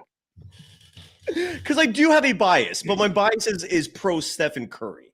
Right. He's so special. He's such a not just in a generation, once in a lifetime athlete that we are enjoying. He deserves 5 chips, man. That's just my belief. Chardal in the house. My parents are trying to sleep. Stop speaking loudly. Well, thank you, Chardal. I do I'm think really that surprised that Chardal is not, a man living alone in a penthouse somewhere overlooking the city. Instead, he's living with his parents. I think if the Warriors lost, nothing wrong with that. You love your parents; they love you. And on Friday night, I think they might have fired. Do you think Kerr could have been fired if they didn't make the playoffs? I think Kerr could still get fired if they lose to the Rockets. I do believe that. And we were talking about this a lot earlier, Dan. Like Joe Lacob has he publicly stated that the James Wiseman thing, which he was never happy with, like he looked at the minutes and he publicly called out the coaching staff for the minutes. And if this happens a second time, 2 lottery picks in a row, and the Warriors are following the Jimmy Butler trade where he's publicly saying that the youngster he loves is not a good fit with the superstar he just traded for. Like something's amiss here. I think we're going to be seeing some changes this offseason. It could also be Kuminga just being traded and that's it. I mean, who knows? But PR in the house is if you're getting a Steve Kerr tattoo, if the Warriors win, I'm getting a Cyrus tattoo. How quickly we become friends. Look at that. How quickly now it's starting to get dark. Kenneth says, Cy, get Kerr's face tattooed on the palm of your hand, then hate F it. LMAO. That might be time to go. Mr. Jason, tattoo of Steve Kerr on his butt. LOL. Things have gotten out of hand. I can hide that, man. It'll be like a shoulder, and it'll be something that I can show off. I'm committed to it. I'm committed. All right, that would be that. I kind of just don't even care if the Warriors. I want them to win, but now I really want them to win. I want to see this. Me too. I want to see this. It'll be worth it. Who's Kerr's replacement if he's fired? Stay tuned. Dogwild.substack.com. That story's going to come out tomorrow. I'm going to list 5 ideal replacements. I'll give you 2 names right now. But there's going to be 5 in the article that comes out tomorrow. Brent Barry, current assistant coach with the Phoenix Suns, and Mike Brown. There's 2 right there. But I'm going to give you 5. That's a story about my brother's actually really good friends with Brent. Very close. He's a good dude. He's a smart dude. Very similar path as Steve Kerr, except that Kerr never became an assistant first. But I would love Brent Barry, man. In fact, Brent invited him down to Phoenix for a practice.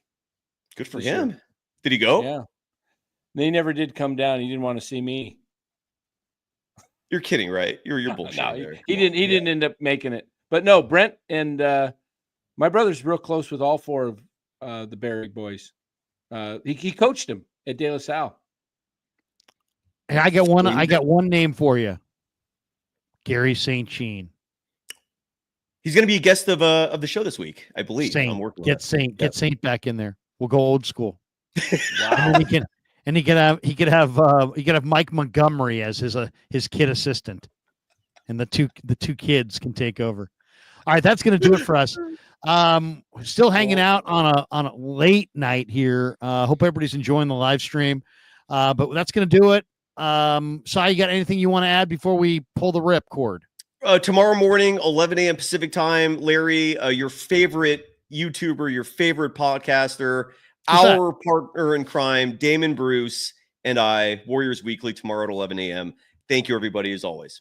That's a lot of subs. All right, and as far as How much does that cost? I'm just curious. How much does it cost to buy subs on YouTube? That's what I was wondering, man. I want to go from, I want to grow 15,000 in a month or two. Why 50? Why not? Why stop there? Why not 35,000? Why not 50,000? I mean, if it's for sale, shit. I mean, I'm curious how much. I don't know if your advertisers catch on to that. The views you're not getting any more views. Well, and that's where it gets a little sussy, right, Dan? Where someone has like a shitload of subs, but then you look at the views and it's like something doesn't add up here. I got 4,900 subs, and my views are right there with the 40,000. Congratulations, man! Look at that. All right, tomorrow I will be streaming with Ryan Hensley, if you can believe that. Whoa! That's your former rival, right? Hensley has invited me into the Hens lair. And so me and the Hens tomorrow at 11 a.m. be there. No, I have no idea. No, I am going to be there. But we're no. I think it'll be cordial. It'll be cordial. We're just going to talk draft. We haven't talked in a while. And so real quick, Larry, just because I'm so out of the loop when it comes to this, all the Niners stuff. And so Ryan Hensley's a YouTuber who for a little while was talking a lot of shit. And then you two made peace, is that right? And then now everything's copacetic. I usually, even when I block people, I usually let them back. Eventually, yeah, I'm like that too. I'm open-minded. I'm not. I don't block like Kawakami. My blocks are. I'm more of a seasonal blocker. At the end of the season, you know what? Let's all get back in the pool and insult each other once again.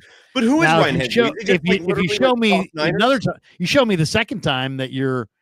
Can't communicate like an adult or whatever, I'll block you again, but I'll let you back again. It's an endless series of, I've had people call me and text me, say, hey man, 3 years ago, you blocked me and I wasn't sure why. And I researched it. I'm like, all right.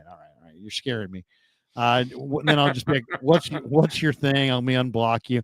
I tell Kev every 6 months, all right, go unblock everybody that I blocked. It's a purge. Just purge the system. Purge the system. I look at it as, you know what? We got new pricks. Listen. Yeah, there you go. And if they prove themselves to be jerks, then you know what? They'll be blocked once again. I had a guy questioning my character last night on another channel. I'm watching it and I'm going, my name's popping up. Of course. Who wouldn't question your character? You talk about the Giants. You know what I mean? It's like, yeah, you're talking about sports for a living. Let's get right to the man's character. Anyway, let's get out of here. Have a great night. Tomorrow I'll be on with Ryan Hensley at 11. Cy will be on with Damon at 11. That's a lot of subs. We'll see you guys tomorrow. Have a great night, everybody. Peace. Yeah, never met a man I've been scared of. Careful.